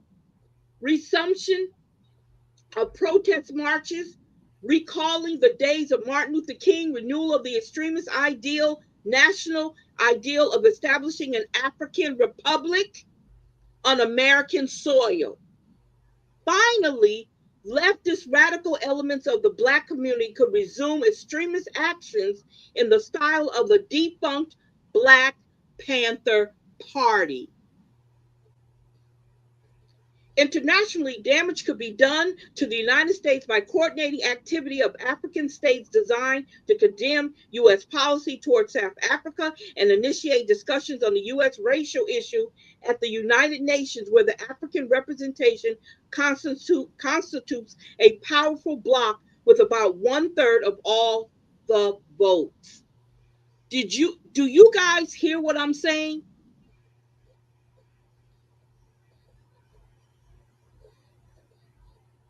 They already knew back then that we was a force to be reckoned with. This is why it's always so much disruption in Africa. That's why America is in Africa and keeping up all the stuff that's going on. What's going on in the Congo right now? And quote unquote Christians in Nigeria. They're trying to figure out a way to go over there. As long as they can keep a fight going on, a war going on, then we can't think about, hold up, we have family over there, we're connected to them, we need to come together. This is done on purpose, and now it's in writing.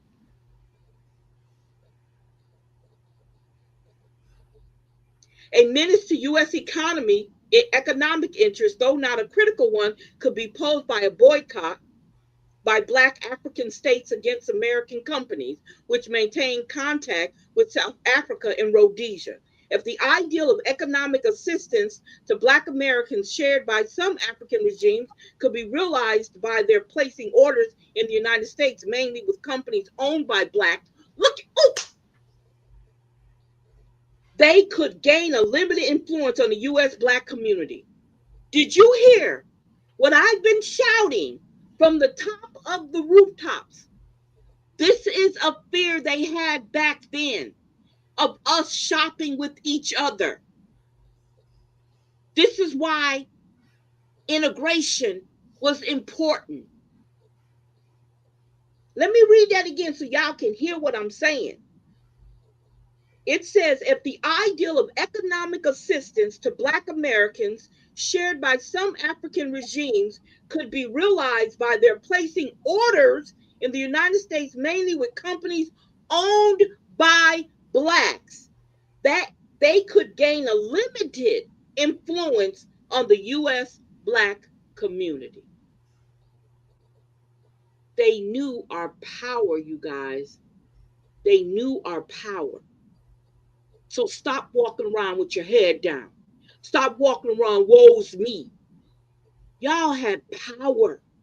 They were afraid of our power. In above context, we must evase the possibility, however remote, that Black Americans interested in African affairs may refocus their attention on the Arab-Israeli conflict. Taking into account that African descent of American Blacks, it is reasonable to anticipate that their sympathies would lie with the Arabs, who are closer to them in spirit, in some case related to them by blood. Black involvement in lobbying to support the Arabs may lead to serious dissension between Americans and Jews. Listen to what they said here. Between American Blacks and Jews. Wow. The likelihood of extremist action by either side is negligible. I can't say that word. But the discord may bring about tension in the internal political climate of the United States. So they're talking about political options. The context of long-term strategy, the United States cannot afford a radical change in the fundamentals of African policy, which is designed for maximum protection of national security. In the present case, emphasis is laid on the importance of Black Africa for U.S. political, economic, and military interests. Did you hear what he said? Basically, we don't give a fuck about the people, excuse my language. This is about our political interests and our military interests. This is the recommendation. In weighing the range of U.S. interests in Black Africa, basic recommendations arranged without intent to imply priority. Specific steps should be taken with the help of appropriate government agencies to inhibit coordinated activity of the Black movement in the United States. Prevent us from having a Black movement. I want y'all to put that in your head. Special clandestine operations should be launched by the CIA to generate mistrust and hostility in American and world opinion against joint activity of two forces and to cause division among Black African radical national groups and their leaders. Let me read that again, y'all, because I want you to hear. This is our America. Let me say that again. This is our America. Specific steps. No, I'm sorry. Special clandestine operations should be launched by the CIA to generate mistrust and hostility in American and world opinion against joint activity of two forces and to cause division among Black African radical national groups and their leaders. Isn't that what they did to the Black Panther Party? U.S. embassies to Black African countries, especially interested in Southern Africa, must be highly circumspect in view of the activity of certain political circles and influential individuals opposing the objectives and methods of U.S. policy towards South Africa. Don't mess with our inhumane policies that we have in place in South Africa. It must be kept in mind that the failure of the U.S. strategy in South Africa would adversely affect American standing throughout the world. In addition, this would mean a significant diminution of U.S. influence in Africa and the emergence of new difficulties in our internal situation due to worsening economic prospects. We wouldn't be able to come in there and steal and take all the gold and the minerals from them if we allow this to happen. Wait a minute, you ain't messing with our livelihood. Then it says the FBI should mount surveillance operations against Black African representatives. Let me say, oh, Lord. The FBI should mount surveillance operations against Black Africans representatives and collect sensitive information on those, especially at the UN, who oppose U.S. policies toward South Africa. They're blatantly telling you what they have been doing. The information should include facts on their links with the leaders of the Black movement in the United States and thus making possible at least partial neutralization of the adverse effects of their activity. Y'all tell me if I'm wrong. Tell me if I'm wrong.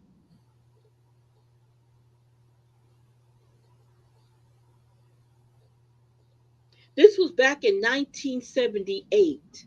What's different in 2024, y'all? I mean, 2025. What's different?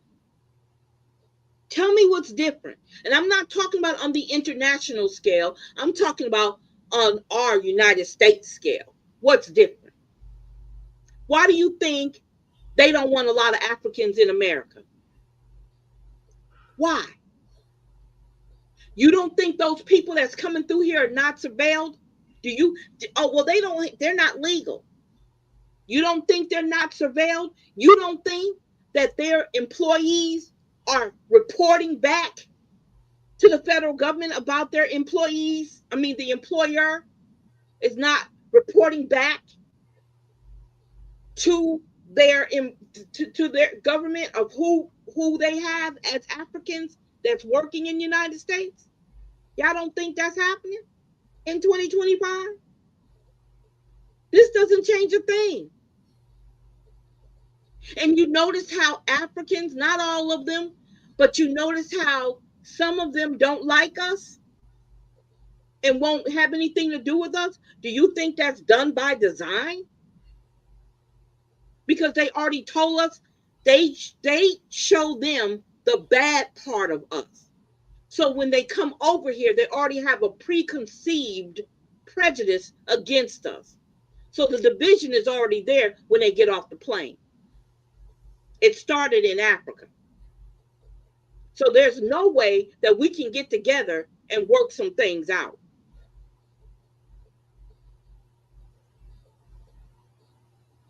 Think about that, y'all. It's still going on now.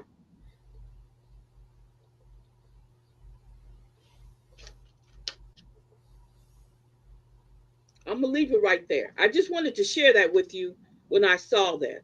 Okay, just one more thing. Let me see something right here. I'm sorry. The range of policy options. I want to talk about this real quick. Okay. So it says here to take every possible means through the AFL-CIO leaders to counteract the increasing influence of Black labor organizations, which function in all major unions, and in particular, the National Coalition of Black Trade Union and its leadership, including the creation of real preference for adverse and hostile reaction among white trade unionists to demands for improvement of social and economic welfare of Blacks, to support the nomination of federal and local level of loyal Black public figures to elective offices, to govern agencies and the court. This would promote achievement of twofold purpose. First, it would be easier to control. Oh, Lord. They said doing this will make it easier to control the activity of loyal Black representatives within the existing institution. Your coons. There lies your coons. Second, the ideal of an independent Black political party, now under discussion within Black leadership circles, would soon lose all support. What did I say? What did I say? What did I say? That they were talking about having their own political party back then. Why do you think I keep saying that, y'all? But you see what they said they would do to stop it from happening. The ideal of an independent Black political party, they already know it's under discussion. Who's telling them that it was under discussion? Within the Black leadership circles, would soon lose all support. This is the reason why we don't have our own. This is, oh my God. It's so good to see it in black and white. It's so good to see it in black and white. All right. I'm done. I just wanted to share that with you. That when we talk about what goes on, not only on the national level, but what goes on in our government, on our state level, and on our local level, it is designed to be that way. They are so afraid of what we can do if we all come together. Now, I'm excluding the coons. Y'all can do whatever you want. Y'all out for yourself, survival of the fittest. But I'm talking about strong Black people who recognize their power and not afraid to sacrifice it to get your people what you want. That's what we don't have. We don't have strong Black leadership. And as you see, they purposely to make sure we don't. We don't. We don't have it in our pastors. We don't have it in our education system. We don't have it in our political party. We don't have it on the local level. We don't even have it on the national level. We don't have a Black, strong political leader. We don't. Or public figurehead. We don't. And this right here, this document is Exhibit 10 of the U.S. Supreme Court case number 00958, National Security Memorandum number 46, Black Africa and the U.S. Black Movement.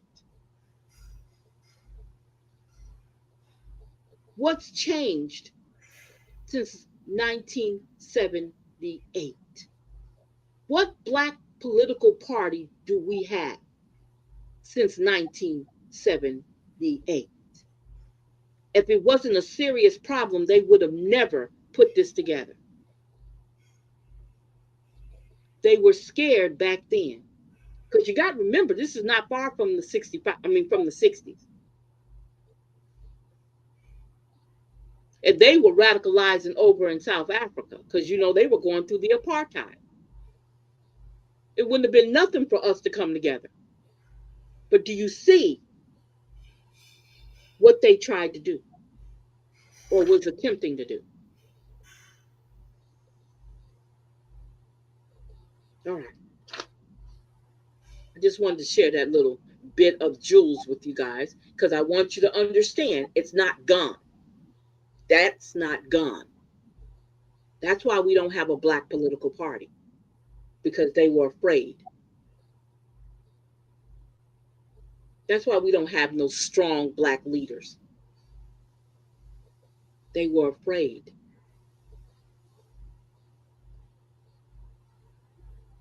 So that white supremacy bullcrap that we are afraid of, oh, I can't do this, oh, I can't do that. They were more afraid of us than we are of them. But we walk around with our heads down and feel defeated when they were planning to keep us from talking to our family members and our ancestors in Africa. Because they admitted in there, it's 24, at the time it was 24 million of us that we had connection to Africa.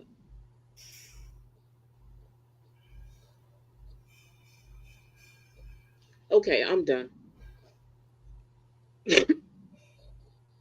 I'm done. So let me find some videos real quick here. So what you think about that, Tavar? What you think? Tavares? Oh, you on in the other side of the house. That's rude. That is very rude. Y'all give me some time. I'm trying to get this. Let me go. Let me get this. Let me see.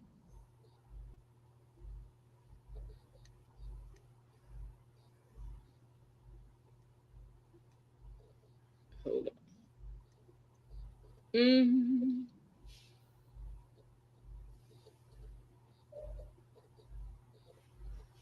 I think it's this one here. Let's see.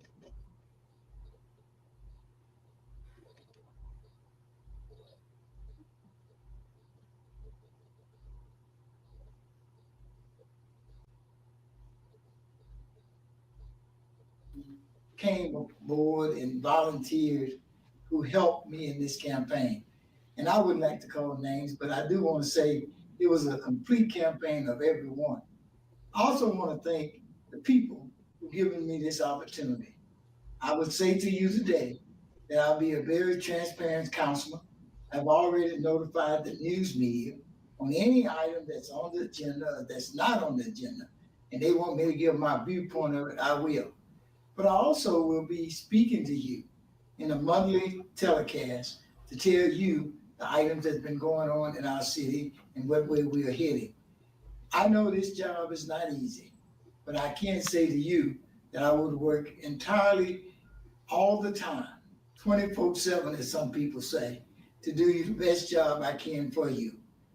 I'd like for you to also remember that I will be available to talk to you.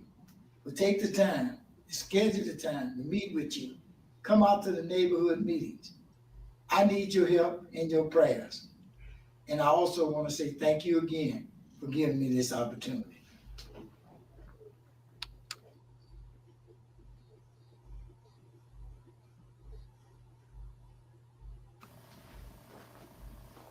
You can reach me at the City Council office at 318-449-5048, or you can reach me at Facebook or Twitter at Joe Fuller LA.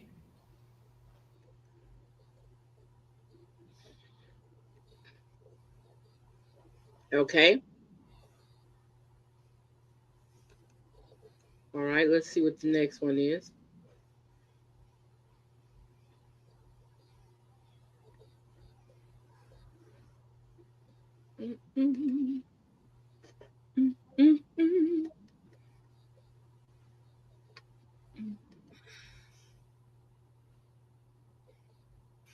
Oh, Here we go.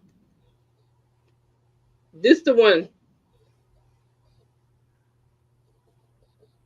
Hold up. Hold up.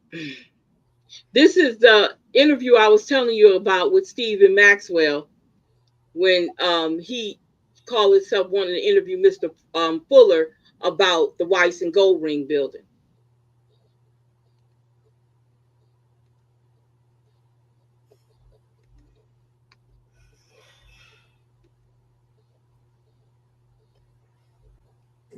He asked for no city money.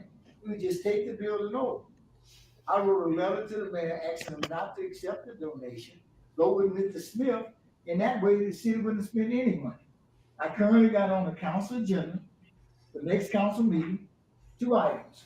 To declare the Weiss and Goldring building a surplus and to go out for proposals again. The citizens of Alexandria, we cannot afford. He said he's spending $140,000. We shouldn't even have to spend $140,000. Now he claimed that I'm saying he's just spending money. I am saying he's spending money that we shouldn't spend. Now, if we don't continue to work on that Weiss and Goldring building, I want the public to watch the numbers. That $140,000 is just a start.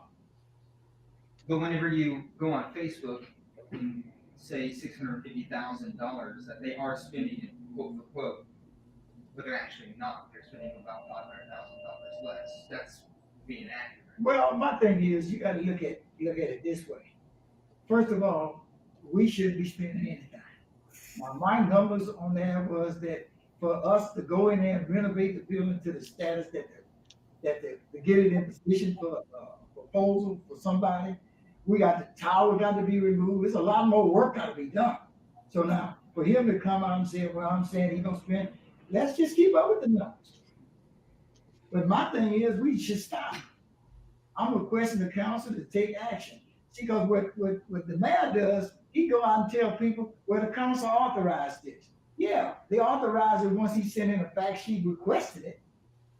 But as a councilman, I wasn't brought up here to go along with the status quo. I want to go back to Mr. Smith, who I talked to this morning. He didn't even get a call of what they intent was. The man is willing to come spend his own money on that building. Why aren't we doing that?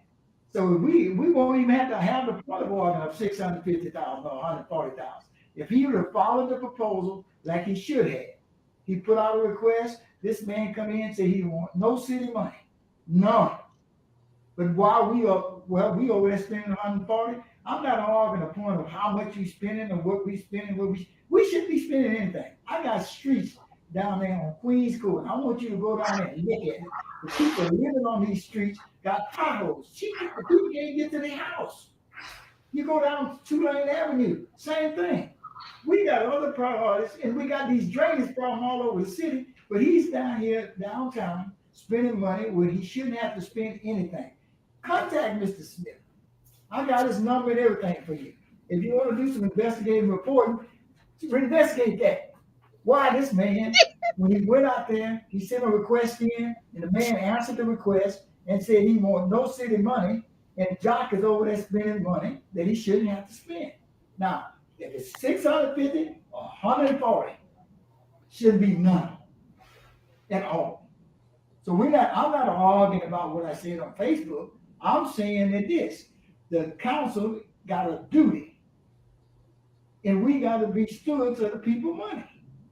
And this project has a person who's willing to come in and take the city out of it. Why aren't we doing it? But some would say that you're an influential person, you're an elected leader here in the city, and you're going online saying an inaccurate statement. What is your response to that? My thing is inaccurate. It's not inaccurate. If you watch what that $140,000, he's got to make a report to the council. Councilman Fowler brought up, he want a report on the money being spent. Okay, that's $140,000. We go get that report at the next council meeting. But you go over there and look at that building. That $140,000 that's been spent, it's a lot more work got to be done. So that statement is not inaccurate. But you said we are spending. Yeah, that's right. We are spending, and we gonna spend the $650,000. You're gonna be more than that to get that building up to where he gonna be able to put it in a position for somebody to use it. Right now, you go look at that 140,000 we done spent and see what you got over there. You got nothing over there still to bring out to.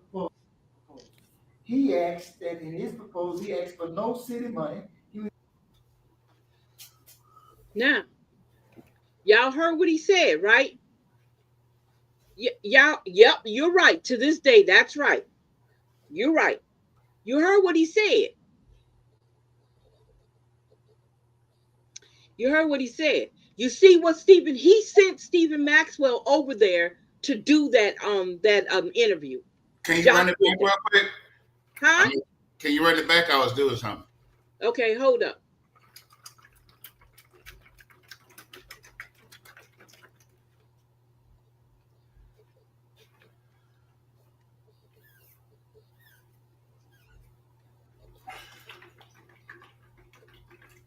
Just take the building over. I wrote a letter to the mayor asking him not to accept the donation, go with Mr. Smith, and that way the city wouldn't spend any money. I currently got on the council agenda, the next council meeting, 2 items. To declare the Wise and Go Ring building a surplus and to go out for proposals again. The citizens of Alexandria, we cannot afford. He said he spent 140,000. We shouldn't even have to spend 140,000. Now he claiming that I'm saying he's just spending money. I am saying he's spending money that we shouldn't spend. Now, if we don't continue to work on that Wise and Go Ring building, I want the public to watch the numbers. That 140,000 is just a start.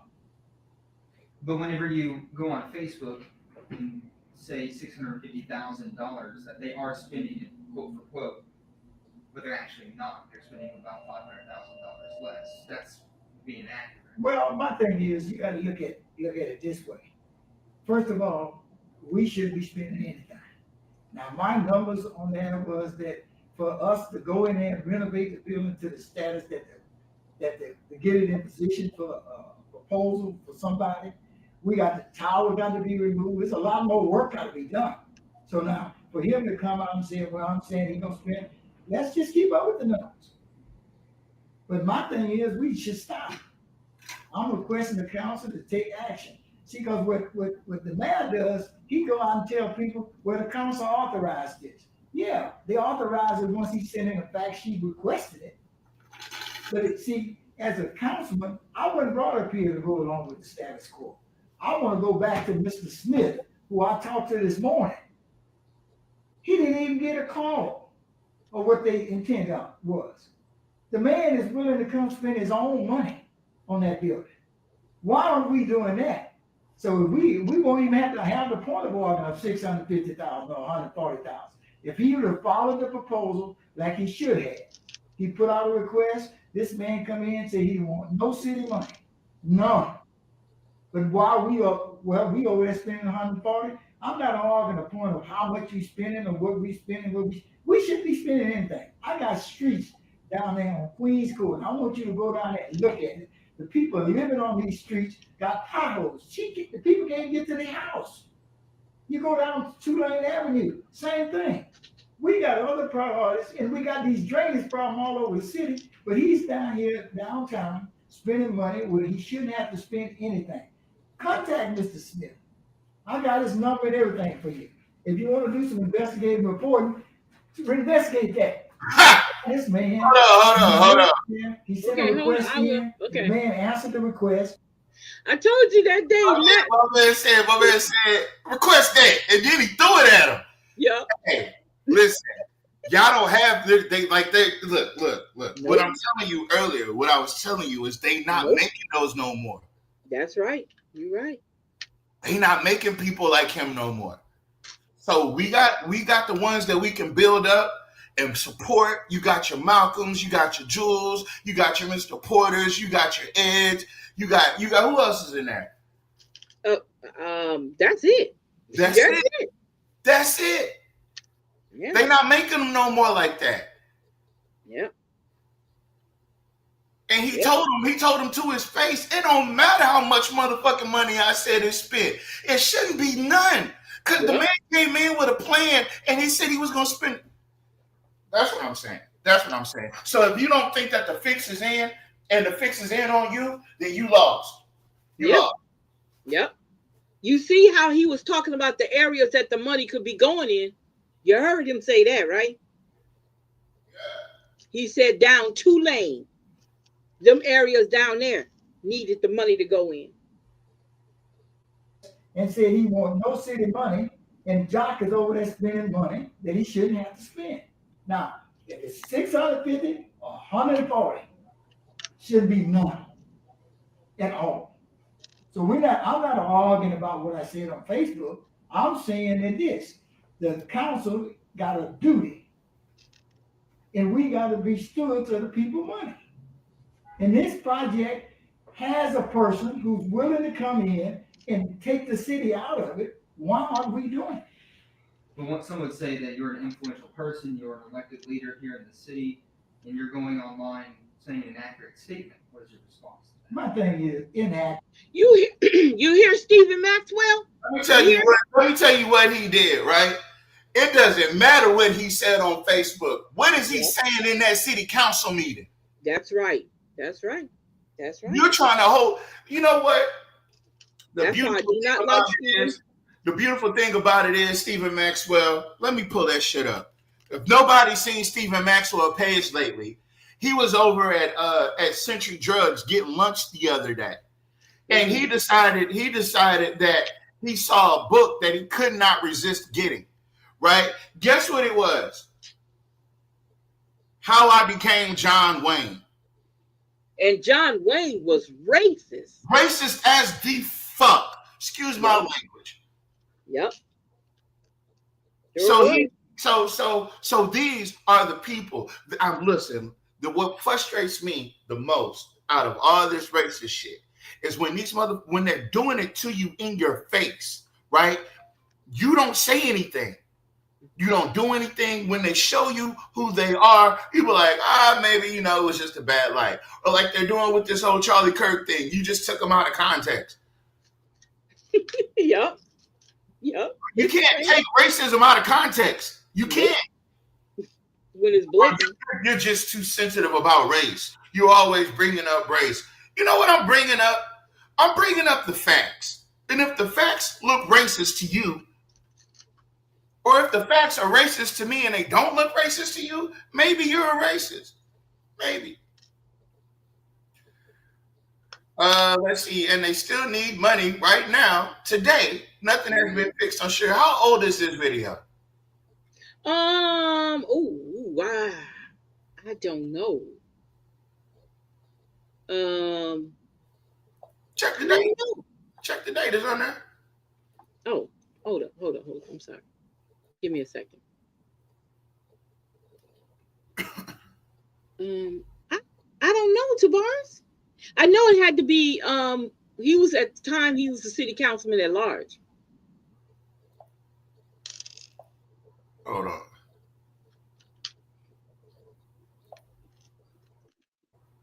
Let me see if I can show y'all, right? Because the first thing y'all gonna say is that's impossible. That's implausible, right? He said he had to pick it up. He couldn't help but pick it up. He needed to pick this up.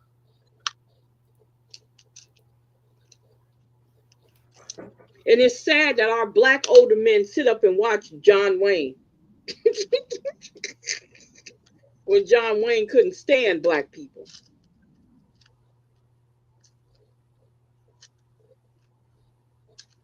Here it goes.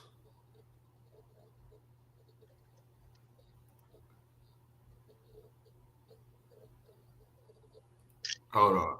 I gotta move you real quick.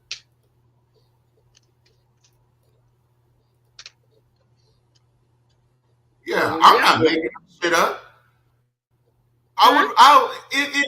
I'm not making it up, right? Because the problem is we don't see things right in our face. Mm-hmm. Yeah. Everything I know, everything I need to know, I learned from John Wayne. Oh my God, no, you didn't say John Wayne. Yeah, well, you can't make this up. You cannot make this up. Wait. I tell you what, I'm going to be fair, right? I'm going to ask I'm gonna ask Google AI.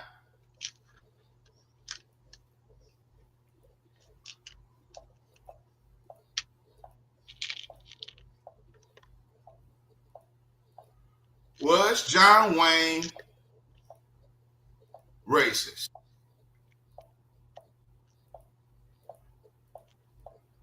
But he said it himself. He didn't deny it.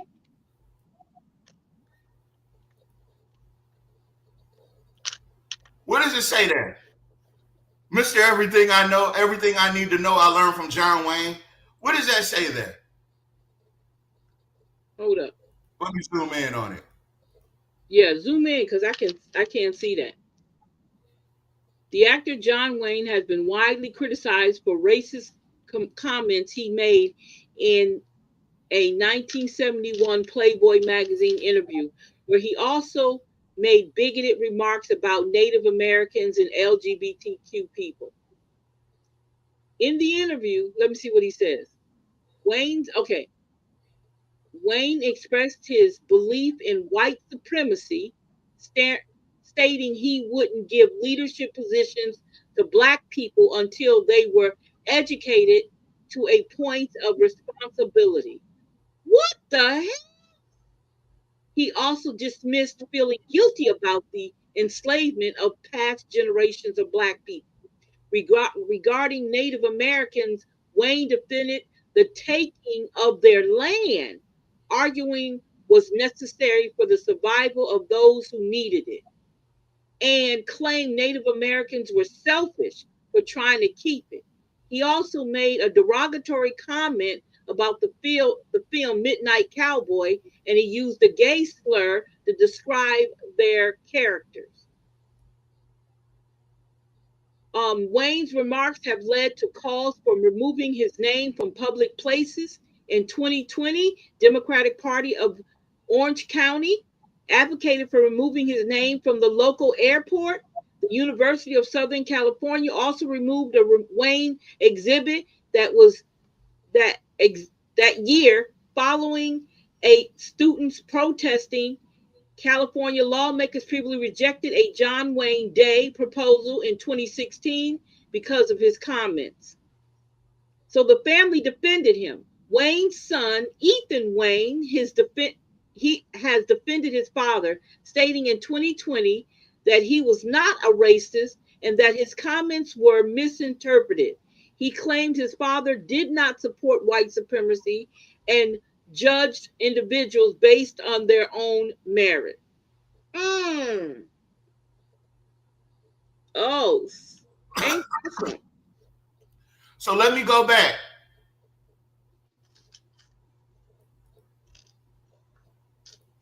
That's interesting. I was eating a burger at Century Grill today, and I saw this book for sale.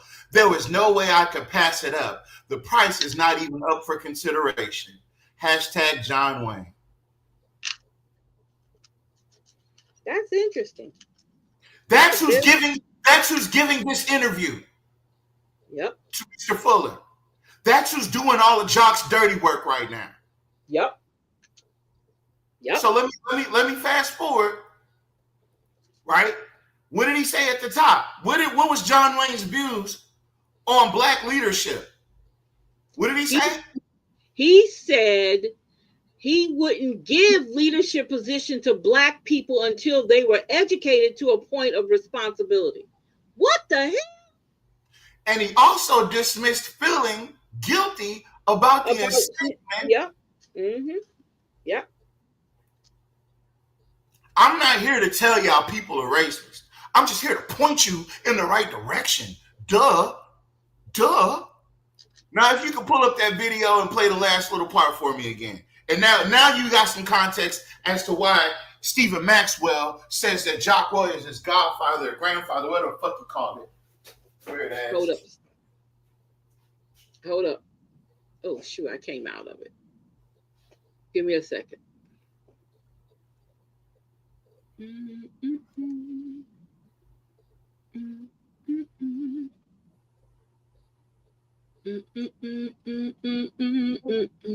I gotta go all the way up.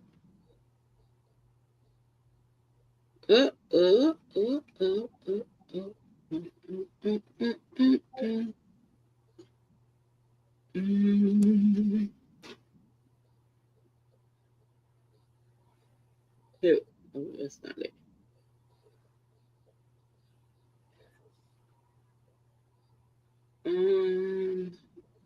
I'm getting into it. I'm getting to it, y'all. I'm coming. Okay. Okay, hold up. I'm bringing her in. I'm bringing her in. Now go to the last part. Is that what you said? Hello? Okay. Get on my nerve. Tulane Avenue, same thing. We got other priorities, and we got these drainage problems all over the city, but he's down here downtown spending money where he shouldn't have to spend anything. Contact Mr. Smith. I got his number and everything for you. If you want to do some investigative reporting, investigate that. Why this man, when he went out there, he sent a request in, the man answered the request and said he wants no city money, and Jock is over there spending money that he shouldn't have to spend. Now, if it's 650 or 140, shouldn't be none at all. Wait. I'm not arguing about what I said on Facebook. What? So, do you see Villard being pressed about anything? Nope. Do you see Stephen Maxwell and Jim Villard face asking him some questions about the state of the city or what the city could be doing? Nope. Was he doing it at this time? Because we were following at that time. Yep. Nope. Okay, has he questioned any other white council person to this degree? Nope. Not at all. I just want you to go back to what John Wayne said about black leadership. Yeah, because that's the way Jock feels. Yep. That's the reason Jock used Reddix like a little trick. He used you. I used you, trick. Yep. Yep. That's that. Look, they don't. Hey, Mr. Fuller was a G. Ain't no way you gonna tell me that you came in here to I came in here to interview you, and I'm asking you questions, and when you answer the question, you throw the paper at me. Because he knew it was Mr. Porter knew it. I mean, Mr. Fuller knew what he was doing. When he called me and told me that he Channel 5 want to interview Stephen, want to interview me. I said, okay, I'll be there. But the one thing he didn't count on, he thought that he was gonna be in there by himself. Yeah, he wasn't. I told you that's when he said what he said to me about his degree. What did he say? He said to me, he acted like he didn't know who I was. And so I told him, he said, so you're his videographer? I said, he said, so you do this for a living? I said, no, I do it for fun. It's a hobby for me.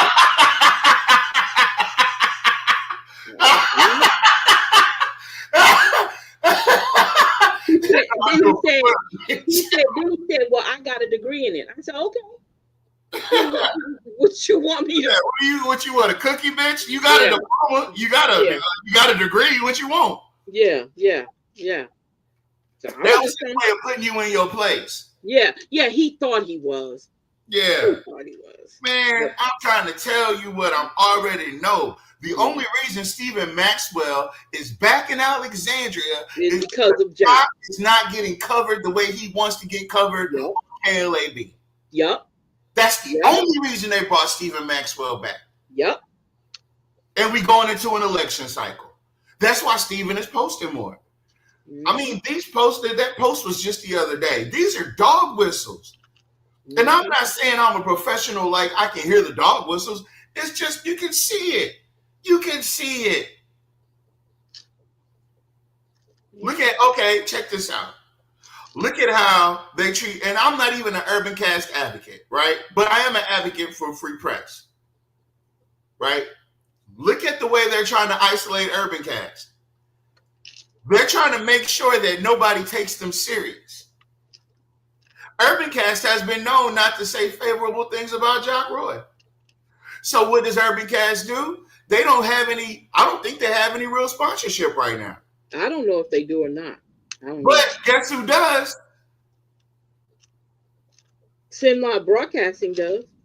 No, Stephen Maxwell does. No, Sinlaw Sinlaw- Broadcasting is a part of it.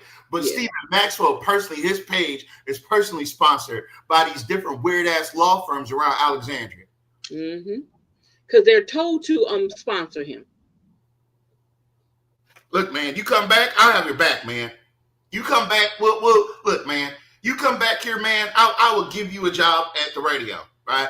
We can get you paid over there, and then you can do your online thing. We'll help you do that. We'll boost it. You know, we'll do the advertising for you. You don't have to worry about any of that, man. I just need you to come back, man. I'm having a hard damn time. These black folks are giving me shit every damn day. It's Jack Kenton. It's goddamn Salita McCall and her fucking son. I can't even keep him in jail. Put him in jail. He was out in 20 hours. You know, I thought these people were broke. Where the fuck are they getting their money from? None of your business, bitch. Sorry. Yeah. But they don't look at black folks as educated. Yep. They sure don't. That's why he chose Reddix to do the restore. He knows Reddix is dumb as a box of crayons. That's right. And he don't have no respect for people who and that's the thing about it. That man has no respect for anybody. No black person he don't. Unless he can use them. Yeah, unless he's using them. Yeah. And he really don't respect them then. He just using them. I used you, trick. I got that from Nat. I wish Nat was on here because he could say it better than I can. I used you. You just a toy to me. yeah. You're just a toy to me. Yeah. All right. So I done cooked my roux. I done browned it. I done cooked the chicken and the rice. That's what I was doing. I'm finna go make my tea now. But I was listening. You just can't hear me from where I'm at. yeah, because you was in the back of the house. I know. I heard you. But look. And so I love that. And it was just raw footage. It wasn't nothing I was going to use, but he wanted me to have it on, what's the name? He wanted to make sure I recorded it. Well, actually, he dropped that interview. We dropped that interview before Stephen Maxwell could. So maybe Stephen is still mad at you about that. Because I think we down there went, didn't you go live with that? Or did you just record it? I can't remember because it's been so long ago, but yeah. If you were like, his whole mission was to come over there and interview Mr. Fuller with these whole bunch of got you moments and then edit it up and put it on LAB. But you had the raw footage. You can't do all that. Yep. And then you posted the raw footage to his page. So yeah, he couldn't do everything that he wanted to. Yeah, exactly. Yeah. Sometimes, you gotta be. See, they thought he was gonna get Mr. Fuller by himself. That's what he thought. He didn't expect for me to be in there. I'm telling you, he wasn't expecting to see me. And Mr. Fuller had went and took the phone call with the man he's talking about, Mr. Smith, and that's how me and him had that conversation in there, because Mr. Fuller was on the phone with Mr. Smith. And explain to people Mr. Smith is. Okay, so Mr. Smith was the guy who wanted to buy Whites and Gold Ring. And he said they don't have to do anything. We'll do everything. We'll do the cleaning of the asbestos out. We'll spend our money. We don't need y'all money. We don't need nothing from you. And that was what the proposal said. But Jock had, like we always keep telling y'all about him, is he always has a backroom thing. He wanted to spend the city money on that building. He wanted to spend your money. Let me put it to you like this. He wanted to spend your money on that building. That's what he wanted to do. He wanted to spend your money on that building. And Mr. Fuller was telling him, you don't have to do that because the guy who's coming in to buy the building, he's going to do everything. But he didn't want to sell that building to that man. That's what that was. Why didn't he want to sell it to him? Because he, like always, he wanted to have total control over it, and he wanted y'all money to go into that building. Was the man black? I don't know what color Mr. Smith was. I never got that. I believe. But yeah, he was on the phone with him when me and Maxwell was in there together. He wasn't in the same room with us. He had took the call. Y'all, I've been in some good monumental moments. You can't, that video, to me, that's a powerful video. We can't go spending the people's money any way we want to. Did you hear what he said? But what has Jock been doing since he been in that office? Spending y'all money the way he want to. And the city council has been complicit to it.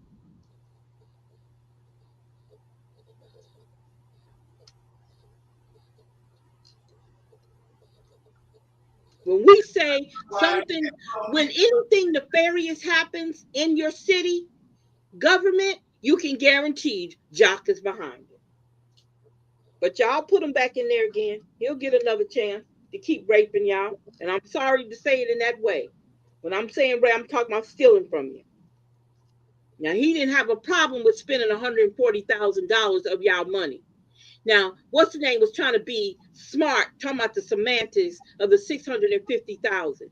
Well, it's going to cost more than that to do that building. And that's what he was basically telling him. But he was trying to catch him up. That's what he was trying to do. You got to get up early in the morning. And sometimes you need to plan at night. I'm just saying. You weren't going to get Mr. Fuller like that. You're lucky Mr. Fuller didn't cuss at him.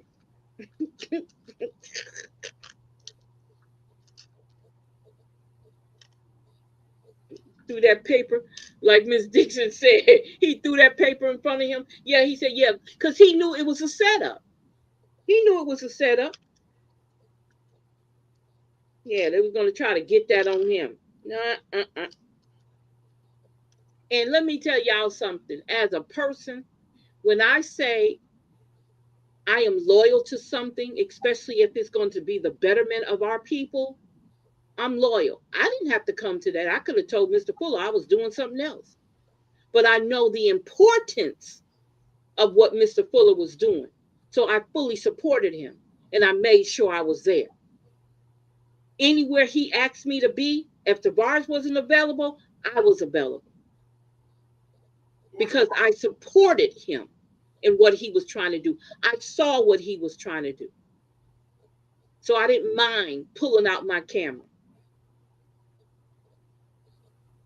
and setting up. Yep, he did. That's right. I didn't have a problem with that. I didn't care where we had to be. If I was available, I didn't have no doctor's appointment. I didn't have to do nothing around the house. I was there. All you had to do was call me. Sleet, I'm going to be such and such. Okay. What time you want me to be there? That's what you do when you really about a cause. You're going to show up. But that's just how I am when it comes to discipline.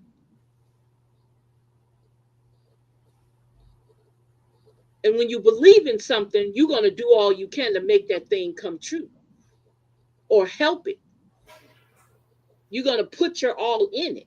We do it every day to jobs that hate our guts, but we won't do it for our community. Well, I don't get nothing out of the community. You get out what you put into the community is what you get out of the community. Well, they don't pay me. Me volunteering my time, it's different. I can be at a job that don't hate me, but it pays my bill. You got to remember the mentality of us. Well, that might be our shortcoming. Yeah. Yeah. Yeah. You know, we'll come up with everything. We will definitely come up with everything. But I don't mind doing that. That's why I don't mind doing the city council meetings. I don't mind doing that. I'm at the retirement age. I go where I want, come back when I want to, and I will get up and talk in front of people if I have to. Like I'm going to do December 2nd, if I'm still here. Look, wait a minute, let me say, if Trey Gist asks me, so when I get up there, I'm gonna say Trey Gist. I ain't even gonna call him. I ain't giving him no Mr. or nothing. Hey, Trey Gist, my name is Salita McCall. I saw that you were asking what my name was. I'm a loudmouth. I would say, hey Trey, what's up, T-Ray? Hey Trey, you wanted to know what my name is? My name is Salita McCall. You should know me. You pointed at me, and I told you not to point at me. You don't know me?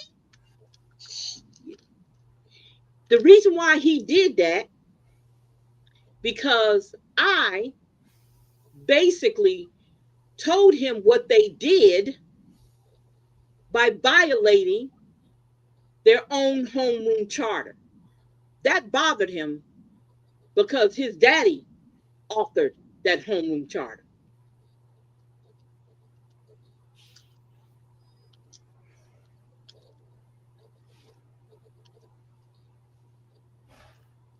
That's what that was. Yeah. Maybe you should bring that up at the meeting. What would your father think about this violation? Wait a minute, y'all getting personal. No, didn't your father author this? Your daddy wrote these rules. Yeah. What would you think about him about having you break them? Yeah. Say, hey Trey Gitz, didn't your father author the homeroom charter? You got another Mr. Fuller video? Let me see. Hold up. Let me think. Yeah, our videos are all. You know what? Let me see if I can find one on his page. Give me a second, y'all. Let me go right here. Let's see. We'll play one more and then we'll let everybody go because I don't want to keep everybody laying. It's almost 12 o'clock. Hold up.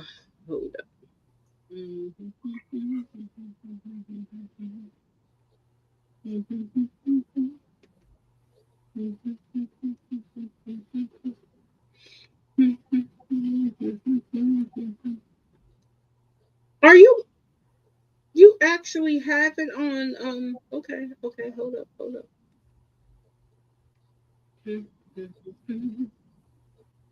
We showed that one.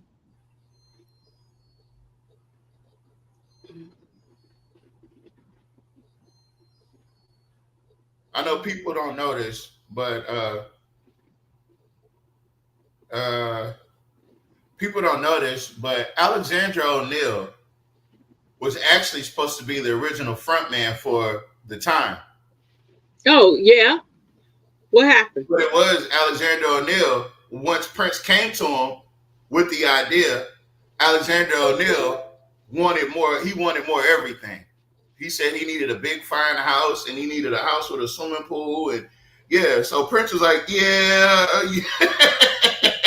no, I'm going to holler at Morris. So originally Morris Day was just supposed to be the drummer. Uh-huh.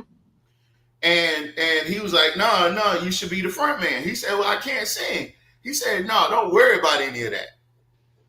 So they got the guy to do the drummer for The Time and Morris Day. That's when Morris Day became Morris Day and The Time.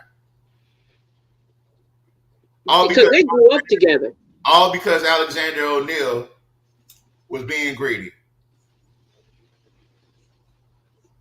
You're fake, baby.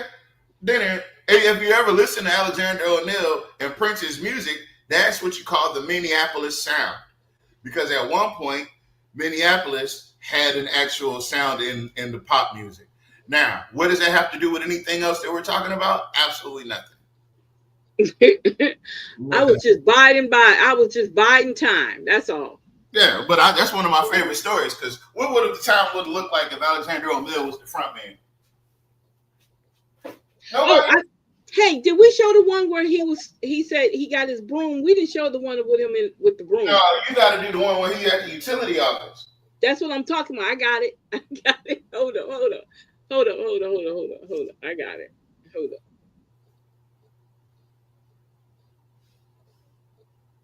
up. I found it.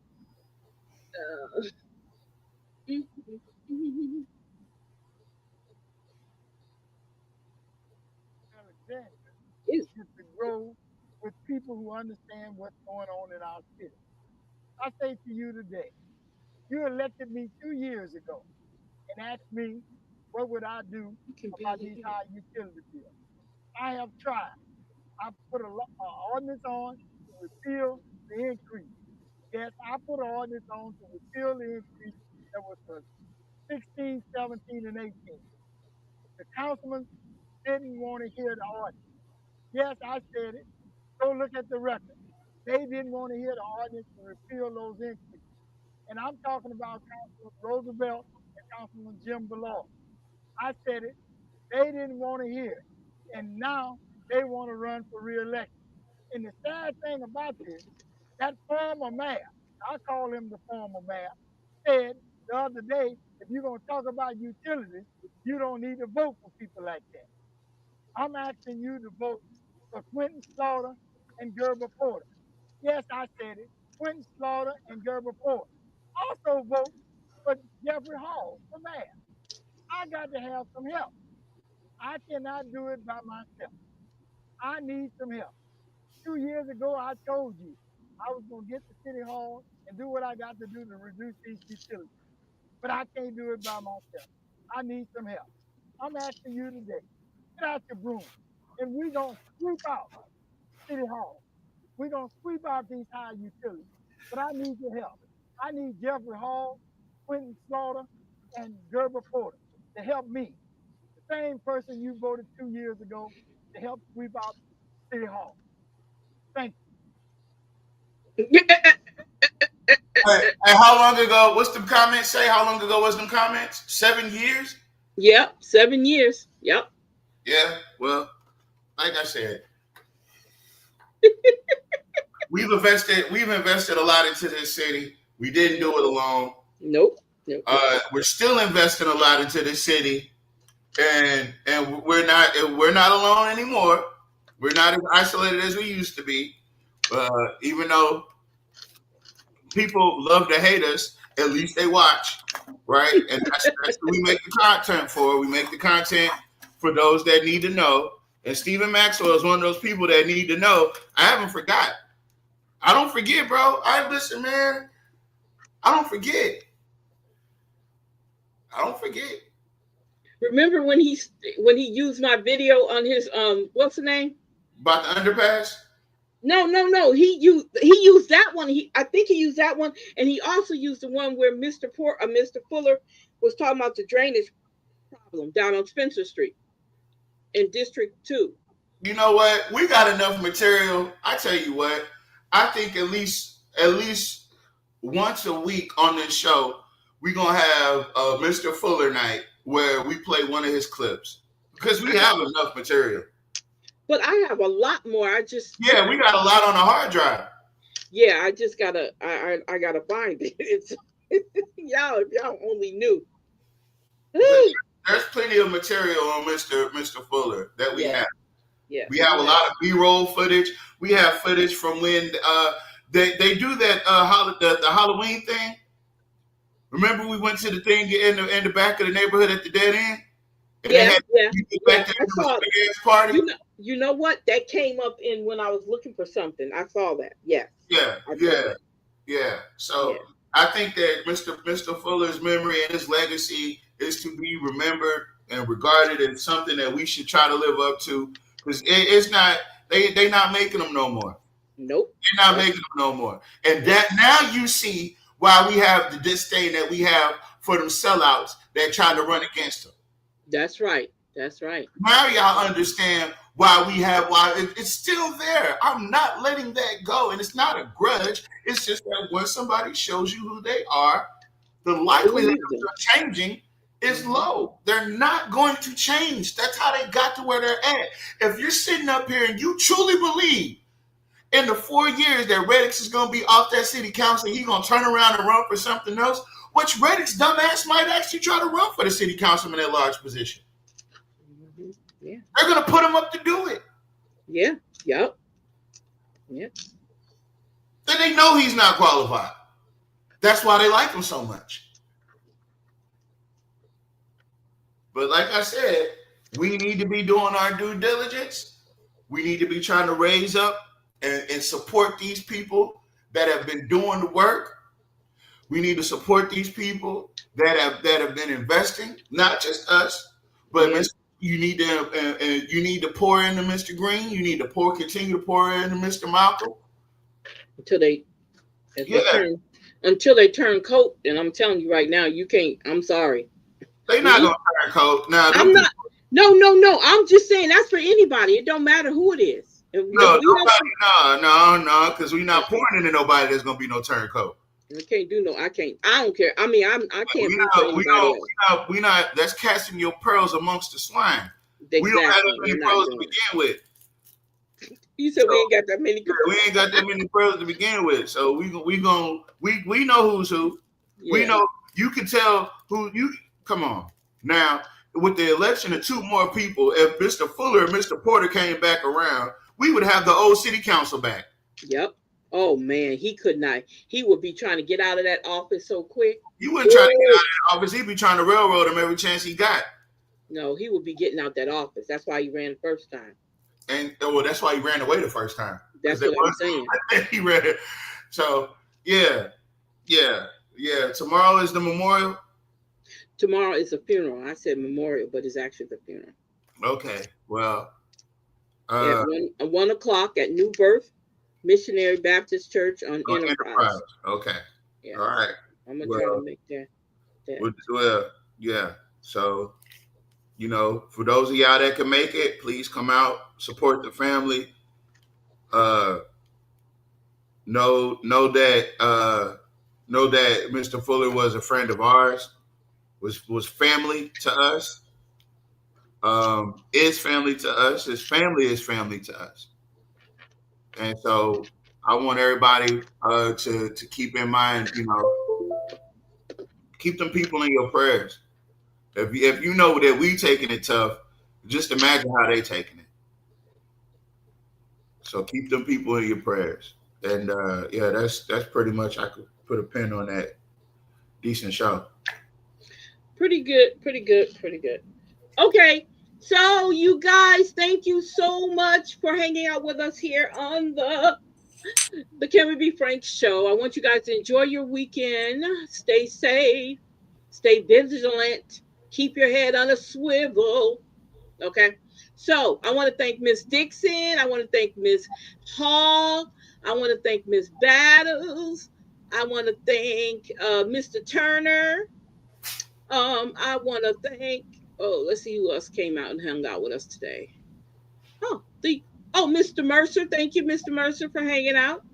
Let's see who else did that. No, that's it. Thank you, guys. You guys have a great evening. Oh, and don't forget, Miss Dixon and Miss Hall and anybody else, because I know they're always there. I will be back Sunday. So we'll be back and continue with our deep conversation. I want to, okay, we'll see, because I got something I want to talk about, but we'll talk about it then. All right. So you guys have a great evening. We love you. Bye-bye. Oh, I know I want to tell everybody, hold up. I got a chance to talk to Miss Agnes today, finally. So I'm going to try to see if I can get her back on the show again. I'm going to see if I can do it. But she's doing fine. She said hi to everybody. So I'm going to see if I can get her to come back on the show. When I say get her to come back, is because her phone sometimes, she trying to make sure she can get in is the hard part for her. So you guys have a great evening and bye-bye.